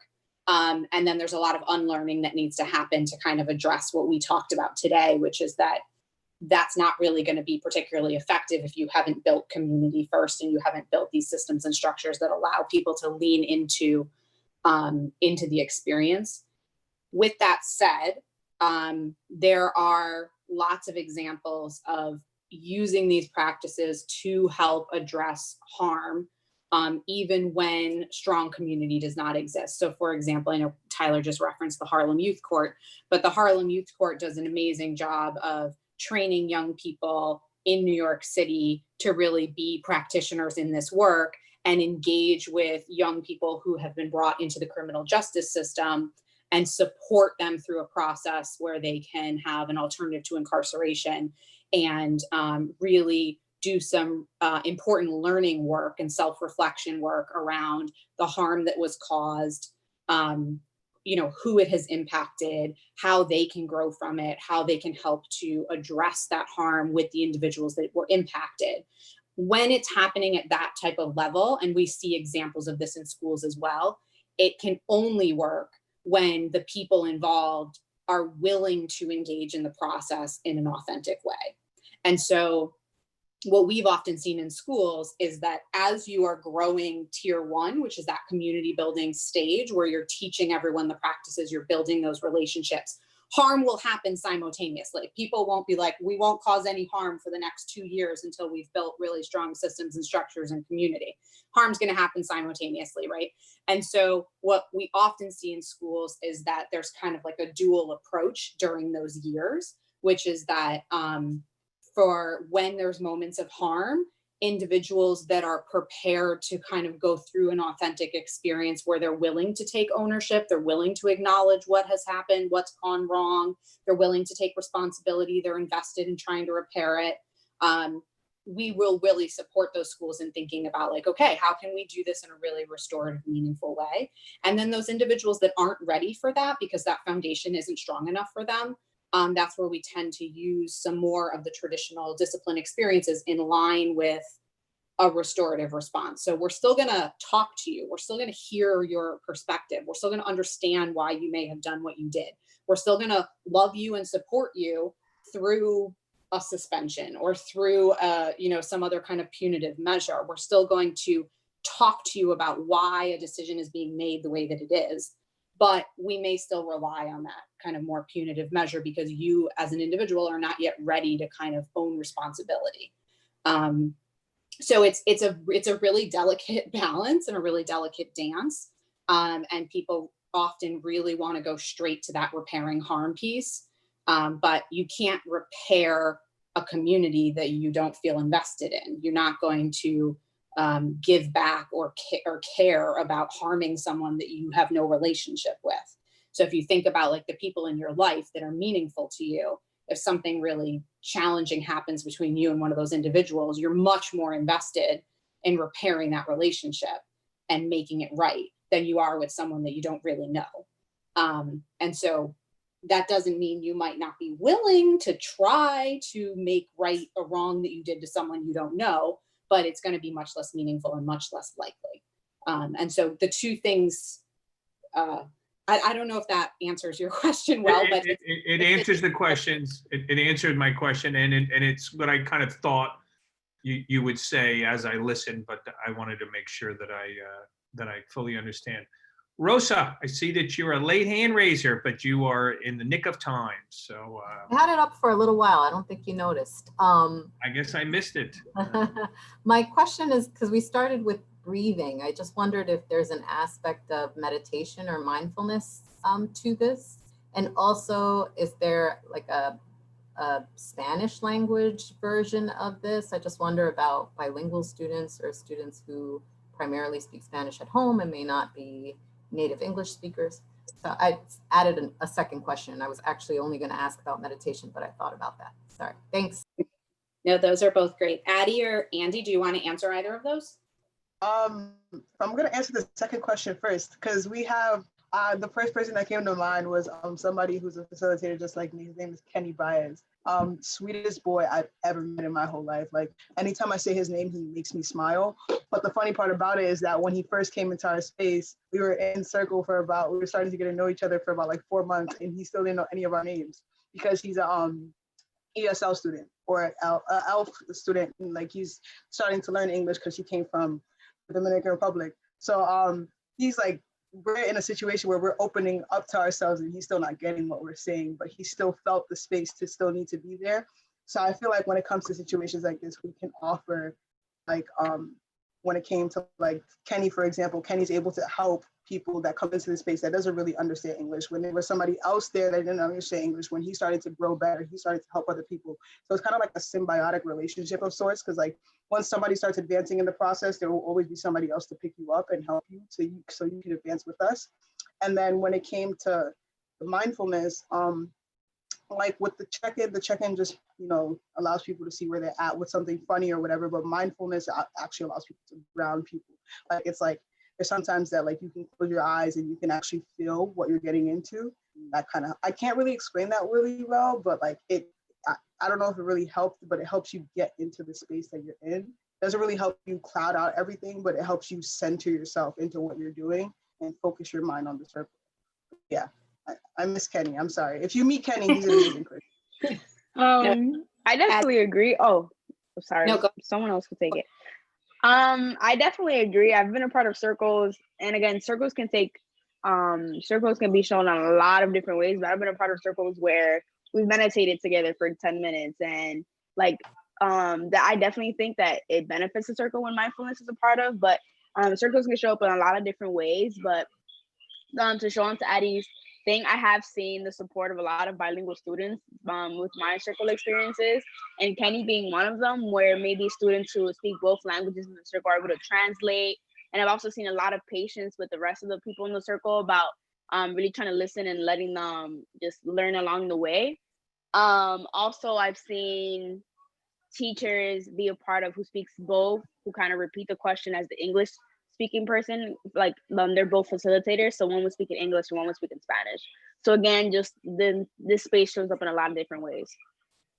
We're also really fortunate because in the expansion of the 500 high schools, almost all of the international schools are part of that expansion, and they sit on the team that Lachelle and I work for.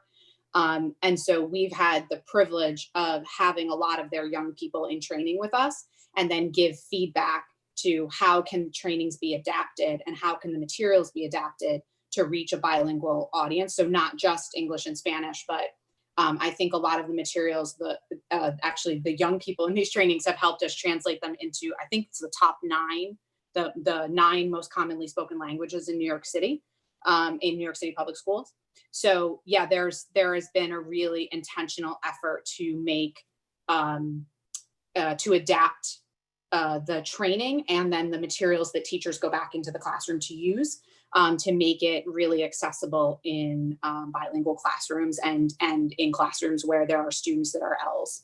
And so we've been really, really fortunate to work with the international schools because we've learned a ton from them, and they've been using really smart practices. And so we're trying to really spread that across the 500 schools so that it's not just in the international schools, but when you're in a school where even if there's just one student that speaks Bengali, that this is accessible to them. Great. Well, as we wrap it up, always good to leave an affirmation. Paul Fisher, one of our committee members, says, very impressive young people. So let's leave on a positive note. Listen, I want to thank you, everyone, very much. It was very interesting, very enlightening, fun. I don't know if YL is always fun, but today it was. So I see a lot of smiling faces. So it was certainly a different meeting, but a very pleasurable meeting. And I'm going to hand it to Julian to just close things out, because any last words that you like to give? Like I'm on the spot. I didn't say, but no.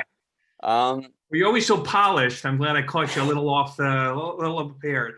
Maybe I will leave it one thing. You may get a call from Mark Gillard to facilitate at a steering committee, because it seemed like these practices may be best used for some conflict we have. But that being said, back to Julian. Because when you think of safe spaces, you think of the community. Oh, yes. Steering committee, yeah. No, I guess to close out, well, I think, yeah, I don't know, like a lot of the work that we do on the community board is centered around resolution passing and on specific action items, you know, approving something, disapproving something. And there's certainly work to be done with this in terms of approving and not approving stuff. Funding is certainly a big aspect of it, but I think meetings like this are very important, and it's one of the reasons why I really love the YL committee, because it's not necessarily an incredibly tangible thing, but we're all going to walk away from this meeting with an important understanding of restorative justice, and we're all involved in school communities in some way. And so whether we're taking this back to our own communities, or whether months from now we're having a YEL discussion about the budget and this comes up in our minds, I think this conversation will have been really meaningful. So I'm really grateful for, and I'm really glad that we're able to incorporate youth voice in this. One of my big goals is to get more youth voice present at the community board. You know, 20% of the people who live in our district are youth under the ages of 18, and they're not heavily represented on the community board, and they often don't attend meetings.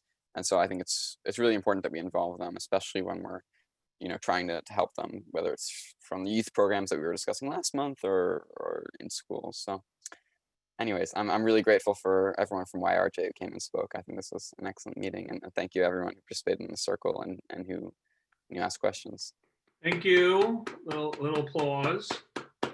So we have, if you guys would like to you're happy to stay, we've got just probably about 15 minutes worth of sort of committee meetings. So it's not as exciting as this, but we will go on. Feel free to drop off, but we have some a little bit of business to close out with. But thanks again, and it was a wonderful experience. Thanks for having us. We'll jump off, but thanks so much for your time. Thank you, everyone. Thank you, guys. Good night. Great. Thank you. So we just have a couple things today. One is new business. I wanted to start out with our district needs statement, and I'll hand it over to the expert Mark a bit. But can you know, any thoughts on where we're at? I know where we've been staying is that, you know, we've got to sort of start to coordinate that and think of what we want to put on. I know we want to challenge ourselves this year.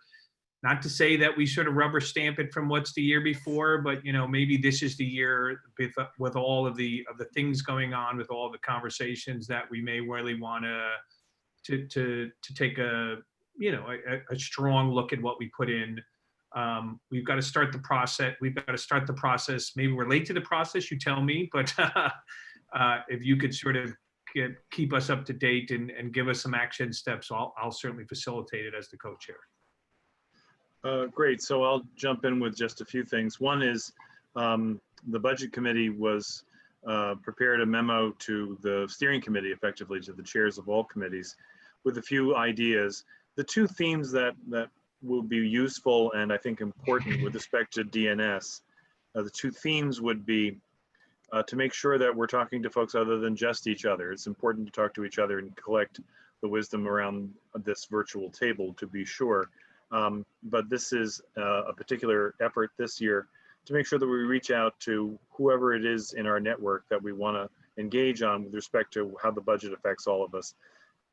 That became even more important after COVID, in that we want to capture learning that COVID taught us as it affects the work of each committee, and whether that be the hard choices that had to be made when $9 billion worth of revenue disappeared from the budget, and which choices we are going to have to make in order to close that gap or reassess that gap.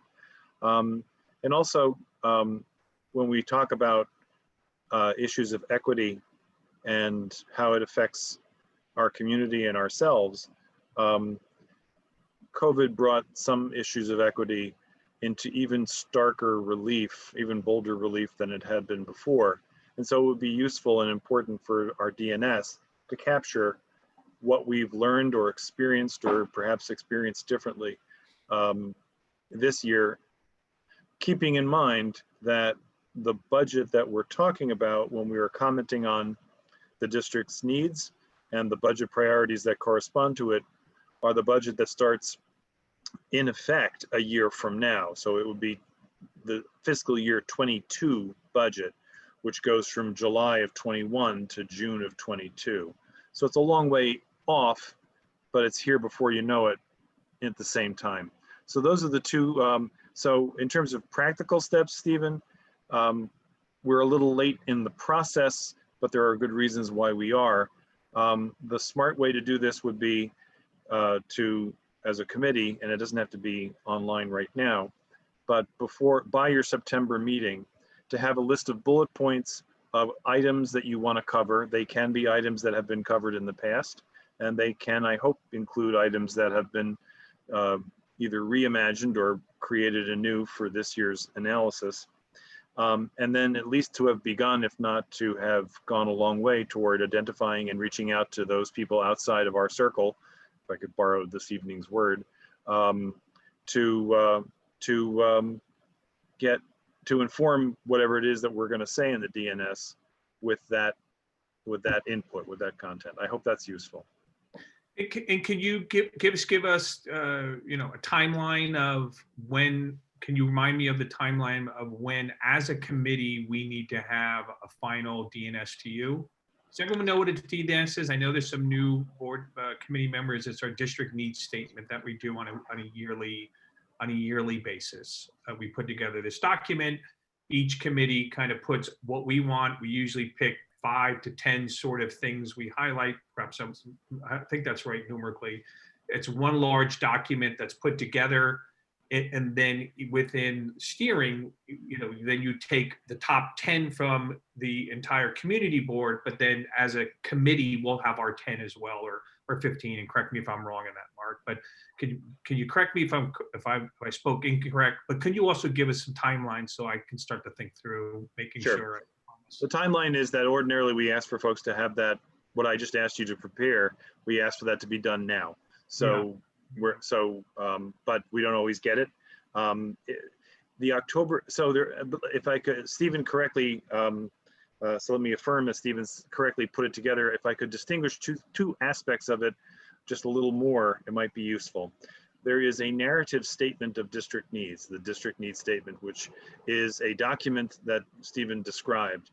A part of that document is budget priorities, ways in which we call on the city budget to respond to the needs that we're assessing. So there's a narrative statement that says, for example, that every school needs a social worker, which is a favorite of our borough president and many other folks in the community. So the narrative statement would be that we need a social worker in every school because there are needs that are not being met by students, and perhaps there's a few words you could say about what those needs are and how a social worker would be the right tool for the job to respond to them. Then as a budget priority, the committee could say that one of the items that we favor prioritizing in the budget is the money needed to hire that person. That would be part of the expense budget. In effect, there are two statements of budget priorities because there's a capital budget and an expense budget. Capital budgets are what you think they are. They're big ticket items that are infrastructure related, and expense items are virtually everything else, including people and programs to make the assets that are in the capital budget useful to actual people. So I hope that that is a useful additional clarification.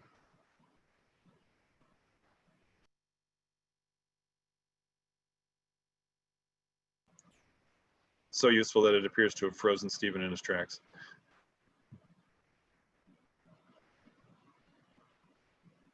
I get that a lot.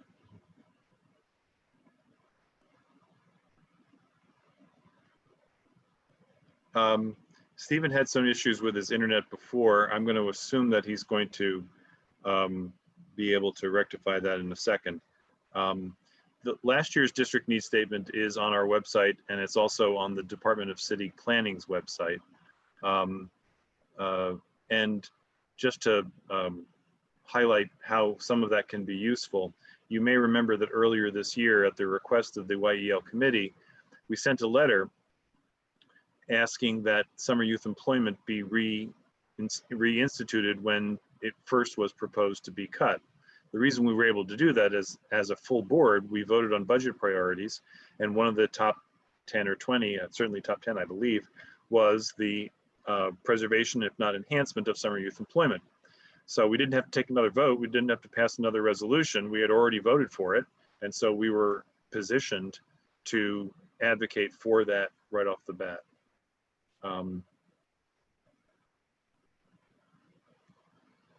Okay. I'm hoping Stephen will be able to rejoin us, but with Blanche not here, perhaps I can move us along a little bit. We'll come back to the DNS. Oh, Julian, thank you. You put the link to the DNS right there. So anyway, so that's all I can offer on the DNS. I don't know, are there questions about the DNS from anybody that, okay. Why don't we continue with new business, and we'll catch Stephen up when he joins us, which I hope will be momentarily, but I don't want to, given the hour 8:25, I don't want to wait too long to keep this agenda moving. So with apologies, because I'm not a member of the committee, I'll step in to try to move the discussion. There was a conversation at Transportation on Tuesday of this week that I believe was intended to carry over to today, since the discussion had to do with streets, but with schools. So is there somebody on the call who wants to kick this off? I'm not sure where we are with that. I'm looking at Ken and Rich, who were at that meeting, and Doug. Yeah, I'll cede to Ken. I just want to raise, if we want to wait for Stephen to have this conversation, I have a 2-minute fill item that I could raise, or we could jump right into this. Okay, I just heard something from Stephen, so maybe he was able to phone in. Let me see. On the phone. Stephen, are you with us? I'm trying to unmute Stephen.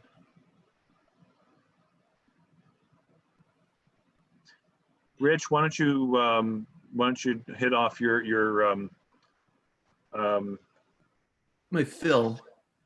Yeah, why don't you do that, and I'll reply to Stephen in the meantime. Yeah, just really quick. I saw on the West Side Rag that the Bank Street bookstore, which has been a community favorite for a long time, is closing. And I've been in touch with someone who's potentially interested in trying to take it over. And I actually realized, as I say this, I haven't gotten his permission to talk publicly, so I won't mention him. But wondering, just want to tee up that this could be something. I don't know what the community board might be able to do to help, if only to publicize the effort. But I just want to mention that that's out there. And I think if the Bank Street bookstore can be saved, I'd love to see the community board support in any way we can. Thanks for that. Am I correct in remembering that the Bank Street bookstore is at about 112th Street and Broadway, or did it move? 107. No, it moved to 107th a few years ago. It was going to close, and then they found another spot, and it moved within our district. So it's now, I think, on the same block as Garden of Eden and Absolute Bagels. 107th and Yes, Broadway. 107th and Broadway. Thank you. And you correctly anticipated my concern, which is that I didn't want to step on the toes of our colleagues to the north. So if this is in our district, then that's fine. We want to be careful, especially if there's a competitive bid out there, not to be perceived as favoring a particular bidder. Given that we don't have a full board meeting in August, and this may well be decided by September, and that we want to be a little bit careful about commercial bidding processes, I would think that the most that we could do is to say that, I'm sorry to be so basic, but bookstores are good, and this is a particularly venerable institution that that defines a part of our community culture. I'd be happy to say that in some way, but let's take this offline if we can. Yeah, I just wanted to tee it up. That's all I really have I want to to be say. creative about this. I want to be creative, but still somewhat respectful, because there's often more to a story like this than we are aware of in the first blush. Yeah. But I'm happy to I talk do think about if that there's a tomorrow. competitive bid, that would be a very good thing. I think having one bidder would be we'd be lucky if there's one person who's interested, let alone Having been multiple. involved in art auctions where there was only one bidder in an auction, I can tell you that it's not an enviable position to be in if you're a seller. Anyway, Stephen, are you with us again? Yeah, and I think I'm Hey. about to get back in on the video, so I'm going to mute myself on the phone. I think I'm going to join you right back. I'm having, obviously, internet issues. Hold on one sec. Take your time. And thank you all for hanging in there. No fair having cute kids join the party.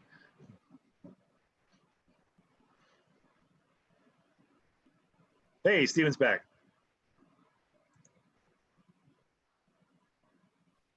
Stephen, I think you need to unmute yourself. I tried to unmute you. Here I am. There you go. Hey, new business. Ken, do you want to hit this one off? Waiting, and I heard Okay. it well, so. Yeah, at transportation, was that Tuesday? We talked about a concept called school streets, which is something that has been proposed by, among others, the National Association of City Transportation Officials, which is sort of the national body of transportation officials. And the idea is to sort of, in response to the pandemic, sort of a corollary to open streets, to expand the boundaries, the traditional boundaries of the school, to the sidewalk and sometimes to the street, to both increase classroom space, to increase safe space for students, recreation opportunities. That is, of course, all out of doors, which is kind of the idea these days. So on the call is Lisa Orman, who with Streetopia Upper West Side, who knows a lot more about this than I do, and may actually have a visual for us too. Great. Hey guys. I'm not sure I know much more than all of you know, but I did include the NACDO guide to this, and there are a lot of other guides that are sort of emerging along with articles, et cetera. I think, from the previous discussion with, the fabulous teenagers on earlier, it just shows how much I think kids need to be together. Students need to be together, and if we can provide more space for them to be together, more can be together at the same time, which is good for everyone, I think. So as Ken said, just with open streets for restaurants, this is a very similar concept. They can use open streets that are adjacent to the school, either the street or the sidewalk. They can use them for hand washing, for drop off, pickup. It sort of depends on what the school needs. But it is something that I wanted to just take the temperature of CB7 on, because I don't want to push it if you guys aren't going to get behind it. So it's something I thought was worth discussing. And, Gail Brewer is very interested in it as a concept. I'm not sure how other, city council members feel about it, or how the DOE feels about it. And I know they are in just a logistics, probably a nightmare at this point, figuring out, how schools are going to start, and requiring, the various information that Julian told us about, that, they need that in very short order. So I don't know if the DOE and the DOT are talking about this, but I think, we need to be pretty creative and flexible. And we have this amazing space around every single school. So just thought that we could kick off a conversation on, if this is something that people would be interested in. I do know that Sarah Lind contacted some parents in District 3, and I think Julian might have a statement from one of those groups in support of this. But there are a lot of groups emerging in support of this concept and sort of the outdoor classroom concept as well. So I'll leave it at that. Well, I can give my first thoughts, and then I'm happy for anybody of the committee members, but I'm certainly open to it. I mean, I think it's a challenge, and you know, I particularly know that some schools have spaces next to them, or sometimes there's an open area, but unfortunately, I've seen some that have literally nothing. So, you know, the idea of how do you come out of school and maybe, you know, in a safe place coming in the fall, how do kids maybe spend a little time with other people, how do parents speak as well. I know when I used to pick up my kid, you know, that's how I met all the parents. I'd hang outside for like a half hour and we all start chatting. So with just my first blushes, as I'm certainly open to, and it seems like something on paper, I don't know all the negatives, I don't know all the positives, but I personally, as an individual, would be interested in continuing the conversation. Is there anybody on the committee who wants to speak? They could just raise their hand. I could see most of the people. Anybody else want to add any thoughts? Julian? I don't have a particular thought to share at this moment. Sarah reached out to me before the meeting because she knew she wouldn't be able to make it, and she shared a written comment that was submitted by the D3 Green Schools Committee. And it's fairly long, so I don't want to read it out because it'll take a bunch of time, but I think I'm going to send it to everyone's email. And it basically talks about how they support having the use of streets in front of schools for either classes or entering the school. So I'll send that to everyone's email. Well, you just said something, Julian, that I would add, and that is if having classes outside helped, you know, from my understanding, what I saw of the schools, you know, they've assessed and have certain schools that can have 50% of the people, other have 33%, but I also heard the chancellor say that they're looking for spaces, and if taking that space helps the schools, particularly for kids that want to go to school, and I have a son and I want him to be able to go, I'd be very, I mean, not that I wouldn't be in favor of the other, but that's actually a very interesting concept and one that I would be incredibly in favor of if somehow it adds to the value of the education of the kids, particularly in terms of kids that want to be able to go to school, but clearly in a safe way. So I like that idea as well. Peter, I see your hand raised. Hi, I was hoping that this might be expanded to the daycares. We have a number of daycares up here, and they could definitely be improved by having access to larger spaces for their kids. So I was hoping that they would be able to be included also. Yeah, very good point. Anyone else want to jump in? I will. Bev's got something to say. Then Rich, I saw you pop in with your wonderful picture I've seen for many years. I like your Facebook one better, Rich. I've seen that one, but Bev, you're up. Yeah, I think it's a fascinating concept. I do worry about what this looks like in January as opposed to September. And for a school to sort of organize outdoor classes in a very changeable climate becomes really quite difficult. So I think there's a lot of work that would need to be done to figure out how to make this sort of feasible in New York. But it obviously is very compelling as a way of beginning to find space for students to spread out. That's all. And I would agree that there'd be a lot of details, and you know, whether it be a 9 to 5 thing or a couple hours at a clip, you know, all things to be discussed. And clearly January is much more problematic than September. And but agree. Rich? Yep. And as far as my profile picture, it's funny because I never see it. I see it because it pops up, and you had quite a coif of hair, and you had a nice energy to the picture. So maybe I'll share it. You know. So when we talked about this Tuesday, I think 2 main areas of concern were raised, and off the bat, I think I was the one who raised it. I love the idea. I think one is just what the logistics are and how it works, especially when schools need to have their plans together by August. And really unclear also you know, I had mentioned that maybe they could do physical education outside since they're going to be using gymnasiums for classrooms. But with the hybrid model and with students only going in part-time, they're not going to have phys ed at all. So I think there's, like, with the rapidly evolving question of what school will look like this year, there's a question of how the open streets can be made use of. And that's something we don't really know because the actual status of schools is still somewhat up in the air. So there's the question of just what it is and how it works. And then there's also the question of timing for the community board to get involved.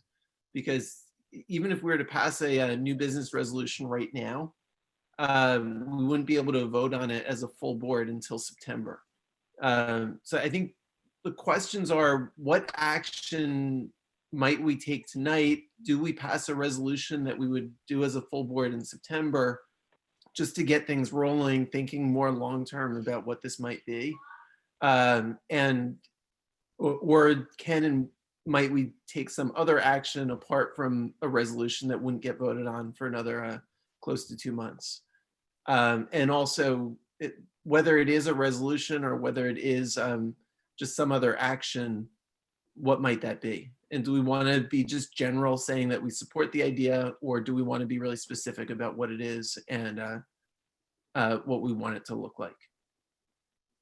I can give some feedback first and then open it up. And just specifically, I think one of the areas I think it could be interesting is that you're still going to have a drop off and a pickup.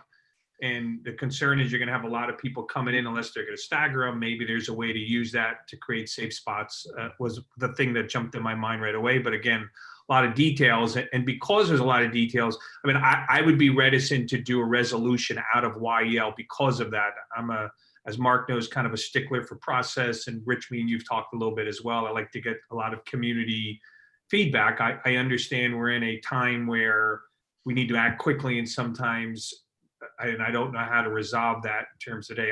I wouldn't be comfortable doing a resolution today on it. If there's other ideas or another way to get this forward or way to explore it, but that would just be my quick thing. If everyone on the committee voted me and wanted to do this, I would be certainly open to it. But I know that, you know, there's a lot of conversations, and we know there's a lot of people that will have opinions above and beyond what we're talking about, and I'd be a little reticent from that to do a resolution today.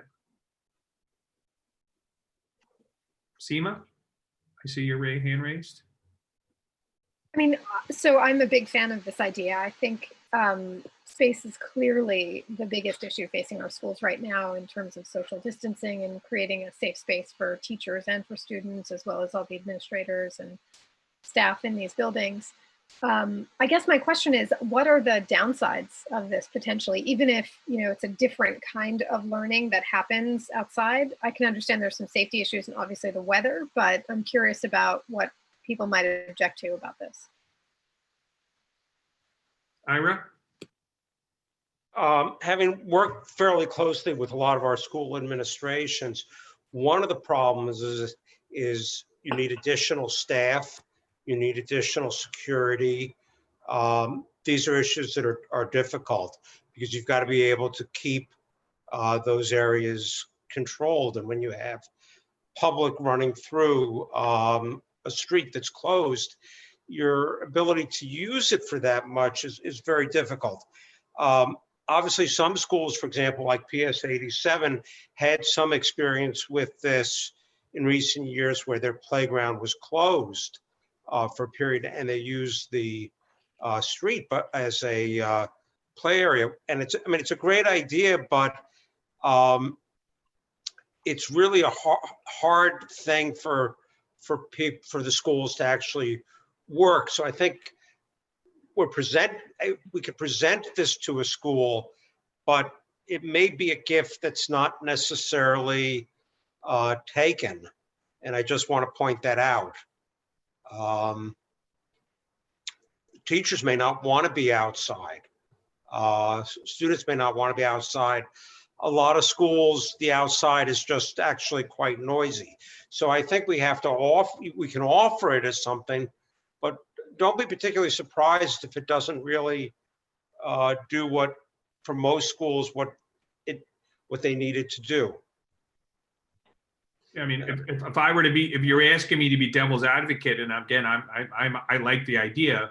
I'll give you an example. My son went to school on 49th Street Middle School between 9th and 10th. It was a major throughway to get to the Lincoln Tunnel. So I could tell you that a ton of the community would have a huge problem. Now, whether that's right or wrong is another conversation.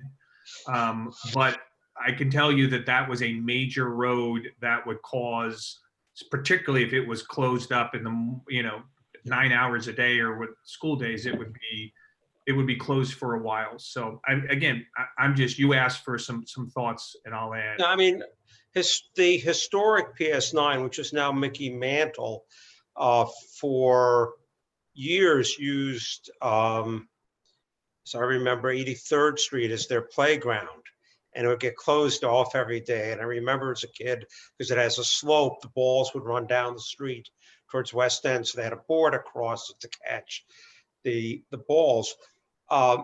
It's an idea, when you sit through PTA meetings or PA meetings, there's a huge conversation about school security. And this is a huge breach in school security. And it's at a time when one doesn't really know what school security is going to look like as it reforms itself.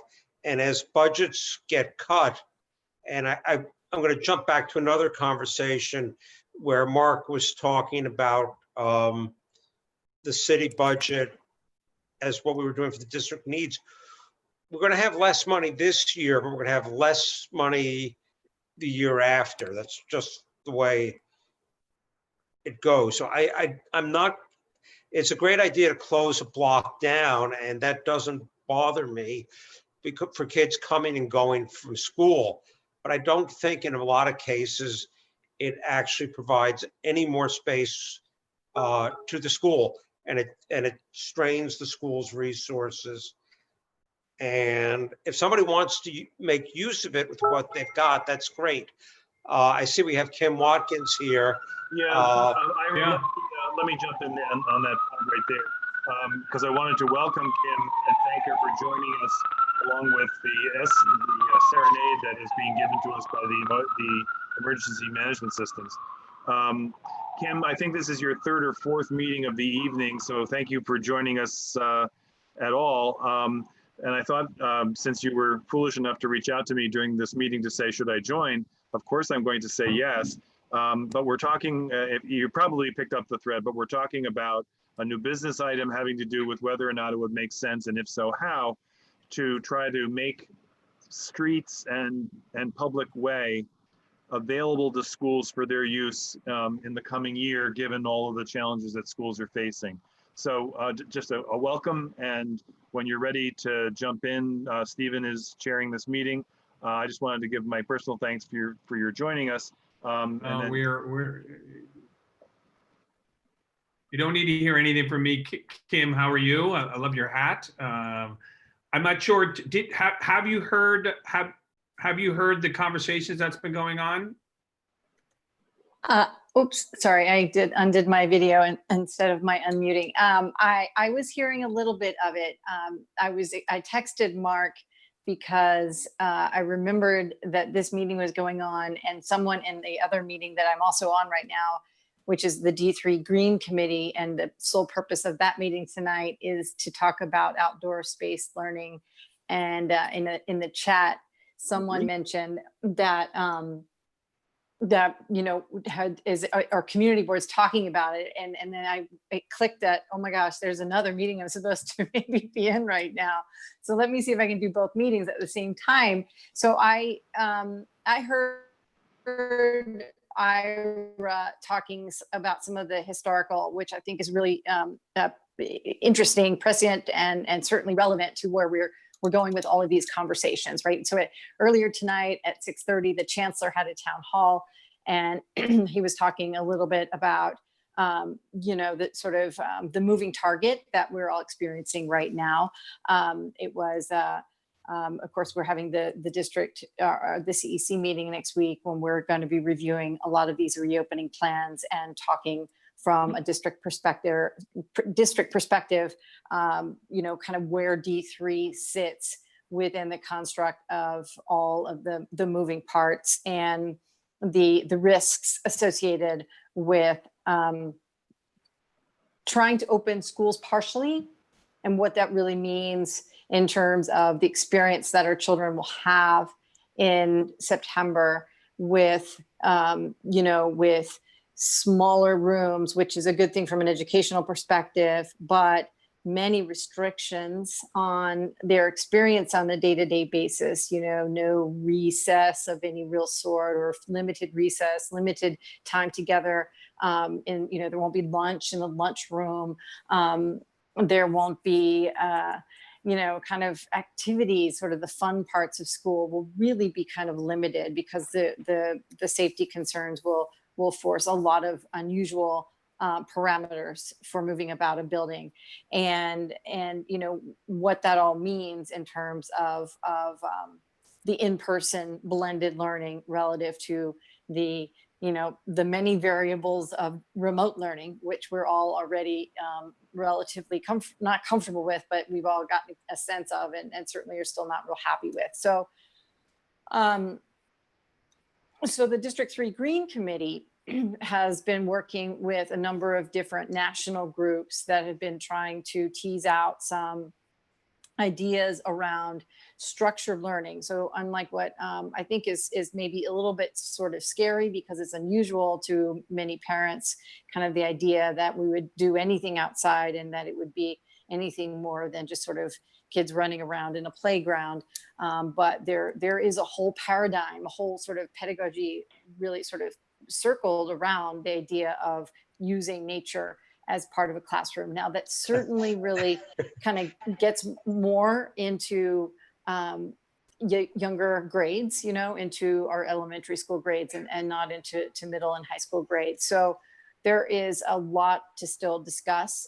But I think it was in District 1, School District 1, where the assembly member and a couple of principals and the superintendent are actively looking at street closures as part of their process. So I do think that it's worth, you know, having a conversation about what might be available, despite the fact that Uptown Manhattan tends to probably be a little more car sort of friendly than maybe downtown.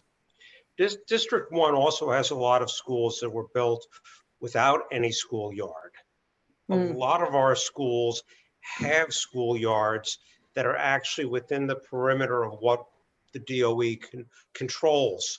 And so I think we can reprogram those and still have control of the school perimeter, which I think is, you know, there's some schools that we can't do that. For example, the 165 building has a very limited area, but 166, 87, 9, 84, so forth and so forth, simply can really look at how we can program what we already control. And that can make a big difference. There are some schools that Mickey Mantle, obviously, but Mickey Mantle has its own problems and is not a D3 school. So I think it's, and then the other problem is we're going to have less staff. There's just no way about that. Okay. So Kim, if you could stay, I want to kind of close this up, and I've got a couple interesting questions for you. But sure. To wrap this up, I mean, Ken and Lisa and Rich, again, I'm somewhat supportive and open to the idea if that was the original inclination. I am looking in the chat. I don't think that a resolution is something that we can do right now, or particularly I haven't spoken to my co-chair, and I don't even know if we have a quorum anymore on here. But I will, I don't know, Mark, if you have, you know, you're the logistics guy, you know, if there's a way or you have something to think this through to make a statement, I'm certainly open to say, we'd have to vote that we're open to the idea, but I don't think a resolution would be the way to do it. And I'll hand it to you for ideas. Why don't we hear the final comments of your colleagues on the committee first? I've got a thought or two, but maybe they'll spark something else. So if that works for you, just wrap this up with the final comments, and then I'll try to put that together into some useful form. Any other committee members want to speak about this? I'm looking in their hand raised or the physical rating. So unless I'm wrong, I think that is it. So You got Peter. You got Peter. Oh, I'm sorry, Peter. My little white thing was in front of your head. So Peter. I'm not a committee member, Stephen, so I'm just wanted to. Then I should have said non-committees. Either way, we want to know your opinion. Anyway, I think you're just number wanted to 7 say that today. You were so good. So DOT is in incredible flux. They are not functioning on all cylinders right now, or something. Or they're dealing with a lot. And I think that anything that came from you recommending that they look into this could be useful. They're trying to make things work, but they are under challenging circumstances, so that anything that could come from the committee or the community board would be positive. Okay. So I'll leave it at that. So Mark, Ken, I see your hand. Let's just see if Mark has ideas, and I'll let you and Rich speak before we wrap up the topic.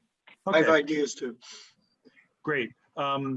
So to answer Stephen's point, generally speaking, we write advocacy letters based on resolutions that the full board has adopted. We don't have that here in a granular sense. There is a general sense that we've already adopted with respect to the restaurants, using outdoor space creatively. And we could, in a very general sense, ask a question about whether or not there were ways in which schools could be given the option to request the use of outdoor space. We would not be in a position to say, PS 163, it ought to use the parking lot, and PS 166, it ought to be the playground next door, and PS 87, it ought to be its playground plus the street, or whatever it might be. We're nowhere near able to do that. But I think given our board's general position, it would be fair to say that we should not overlook any opportunity that a school thinks makes sense. One of the things that I learned from predecessors when I was a PTA president was that we do well as outsiders to support initiatives that come from within a school, and less well when we try to tell the school how to create those initiatives. So I wouldn't want to impose this on a school, but rather encourage others to ask schools, what do you think? What could you use? That's what I think we could do, and I'd be happy to try to help write a letter that made sense. We have to be quite sensitive because there isn't a full board vote on anything granular here. That's the best I can offer, and I welcome other thoughts. I mean, I would be open to that, just and support that. But I don't know if Ken and Rich, if that works for you, if there's other things you want to add above and beyond. Should I go? Yeah.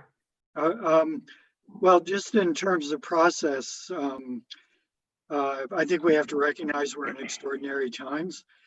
And so maybe some process would fall by the wayside just out of necessity. But I was hoping that this committee, and we actually came close to this at transportation, but then decided this was more your committee's purview.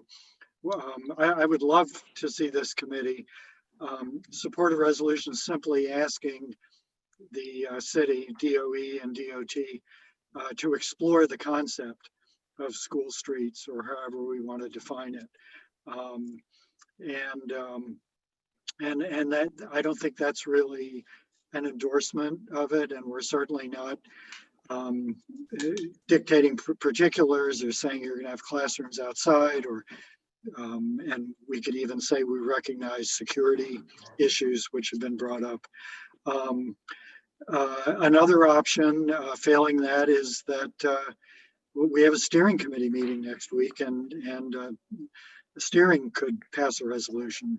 I think a resolution by either, and this is what we said at transportation, a resolution even by a committee carries a fair amount of weight, even without the full board. And so a resolution from YEL would carry a fair amount of weight, and certainly a resolution from steering would. and this would all come down before the beginning of August. So that's what I would suggest and propose. Rich, did you want to add something?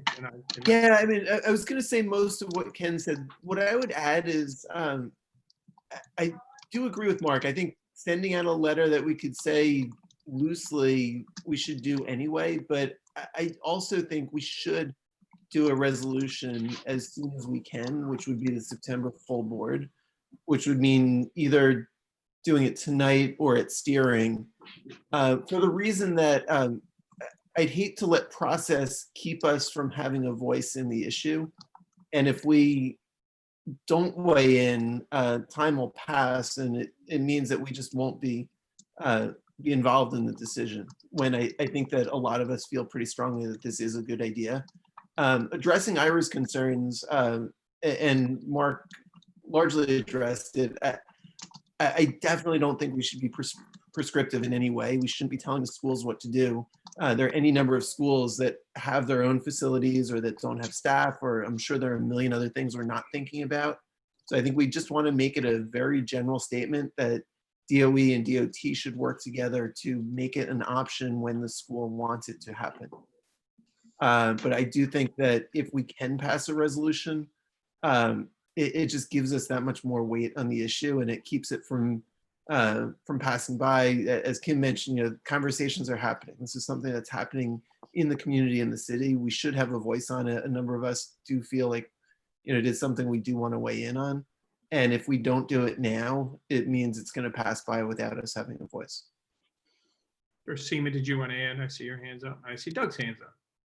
Yeah, I completely agree with what Rich said and a lot of what's been said. I think we have, all of these plans, be it for all of the public schools, the private schools in our neighborhood, are all being drafted within the next 2 to 4 weeks.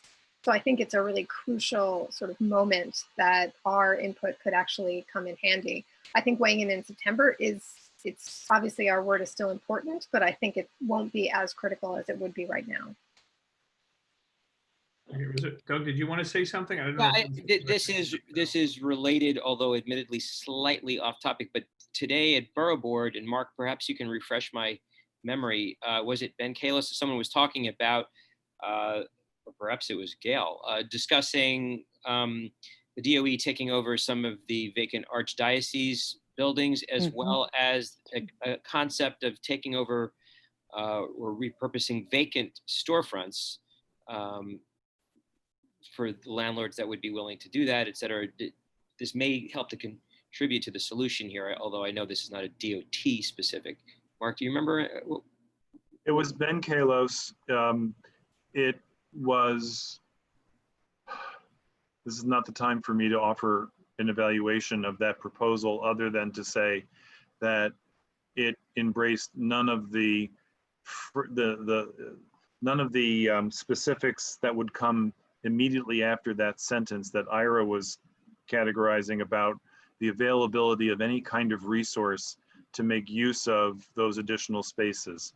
It's one thing to talk about an existing faculty and an existing set of school aides to expand the ambit of their purview of their supervision, to include a space immediately adjacent to the school. It's quite another to staff an entire new building. And in an era in which funding is being cut, I don't know how you do that. So anyway, it was Ben Kalos and not Gail who made that offer and that suggestion. Kim, to pick Ira, wait a sec. Okay. Kim was going to speak. Kim, did you want to add something?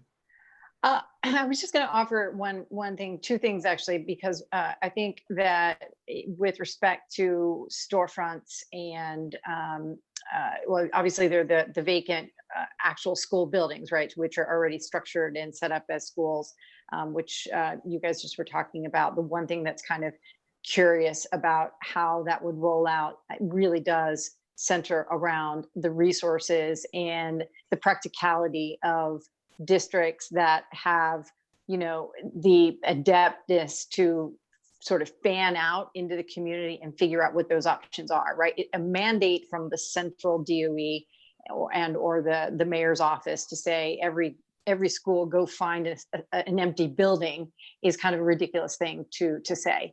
It is a very practical thing for us as a community to tap into the available resources that we have on the ground. And so I think it's still a really important conversation for the board, for the district in terms of CEC3 and District 3 to continue to have. And then the other thing that I just wanted to mention as well is that I won't get into any of the stuff that you do in terms of your process, but the one thing that's also really interesting about this conversation is the long-term effect of talking about outdoor space in terms of learning, particularly for our young kids. We know that we keep our kids inside far too many hours during the day in the school year. So hopefully there will be long-term applications for all of the really crazy work that we're doing right now.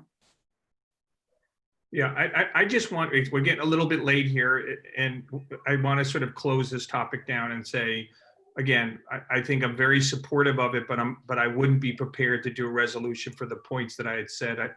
I would be supportive if I could be part of the bringing it up at steering. I'm comfortable with that. I think it's really important that we notice this, Mark, a little bit. This is we got to give a little notice to people that would come. I'd be supportive at steering and be participating. And if somehow it came through YL to steering, I'm okay with that. But I just feel like, for the reasons I said, from a notice perspective, I mean, half the committee isn't even here at this point on the call. So I am comfortable putting out a letter. If the letter's from YL or the community board, I'm fine with that as well. But I think that's how I would feel about it. And, you know, if we can move on, I mean, that's how I feel about it. Very good. So let me do this. Let me suggest this. I'm happy to make this an agenda item on steering next Tuesday. I will publish that agenda tomorrow morning. I will look to both the Transportation Committee and the YEL Committee to be leaders of that discussion. It will not necessarily, even though I'm theoretically the chair of the steering committee, it will not necessarily be my initiative. So, and I think that what should come out of that is one of three things: either a letter or a resolution for September, perhaps both, or that we decide that this issue is not ours to handle in an effective way. But that's what I would propose be the options considered. And I would ask Ken and Rich, and I'll loop back to Andrew and Howard. I'll undertake to do that tonight about this. And then Stephen, if you would coordinate with Blanche just to catch her up, so that those two committees will have that opportunity to revisit this. A letter tomorrow versus a letter next Wednesday is not that big a difference in terms of the timing here. If it ends up being a letter, and if it's a resolution plus a letter, we will have time to do that too. That's the best I can think of right now. Okay. Well, hopefully that's a sort of a compromise that works for everyone. Yeah, that sounds good. Right. Kim, I had a question for you. And I see your hands up, Ira, but my internet keeps going down, so I want to get my question to Kim before it does. Okay, but I'll make sure you speak. Wanted us to get your thoughts, particularly at one of the topics that I have been trying to sort of get some feedback on, that I feel strongly about, and I didn't know if there's any developments. It's my understanding that there's conversations that. Just give us some talking points. Online, Ken, you're still online, buddy. So there, thank you. Mandated online teaching, you know, where do we stand with that topic? I know that my son, you know, is moving into a traditional public school. He was at a charter. He was online 9 to 4. I mean, they were mandated, and it was very, very high quality. I actually was able to sit on it. When I asked my son, "Are you learning?" he said, "I really am learning." So where are we at with that? And I hear the union saying, quote unquote, you know, it's not needed, or none would have to do that. So could you just give me some thoughts on that and walk me off the ledge a little bit, if you can do that as well? I can't walk you. Keep walking. Just keep walking. You're on the ledge. Just continue on your ledge, because oh, I took off my video again accidentally. Yeah. There has been no standard set for the specifics of platforms to be used and or mandated synchronous learning relative to unsynchronous or sort of project-based learning in the home. At this point for parents, I think what the DOE is still trying to ascertain is what the breakdown is between parents who have already expressed interest in full-time remote learning versus parents that they have a survey going right now, right? Where you can sort of express your interest, sort of very unscientific. It seems to me that it's going in this, and this is the way they're conducting this survey, but would you be interested in, a blended learning sort of 2 or 3 day a week, scenario, or would you rather do? Ira, let Kim speak, please, and then I'll let you speak afterwards. So that's kind of the science that they're using so far to, I think, try to calculate how many teachers are going to be needed for buildings relative to teachers, obviously, that would be needed to specifically focus on remote learning. But I'm with you, Stephen. I'm with you. I don't know. But to clarify, in other words, hypothetically, there doesn't have to be any live, remote learning. I mean, it all can be here's some work and go do it. I mean, is that correct, or am I incorrect in saying that? That was what was correct in the spring. There was so much upheaval over the variations on remote learning that took place within the structure of the DOE. One would hope this will be a question for us. Our CEC meeting is next Thursday, so it will be a hot topic for our group as well. That there will be a standard for at least individual grades and some sort of parameters that can help parents understand what it is that their children need to be doing and when. Yeah, it's ridiculous that we didn't have that in the spring. I'm sorry, Thursday? I thought it was Wednesday. I thought it was I'm sorry, hold on. I'm famous for not knowing what I'm doing until literally right on top of when I actually get there. So let me just take a look.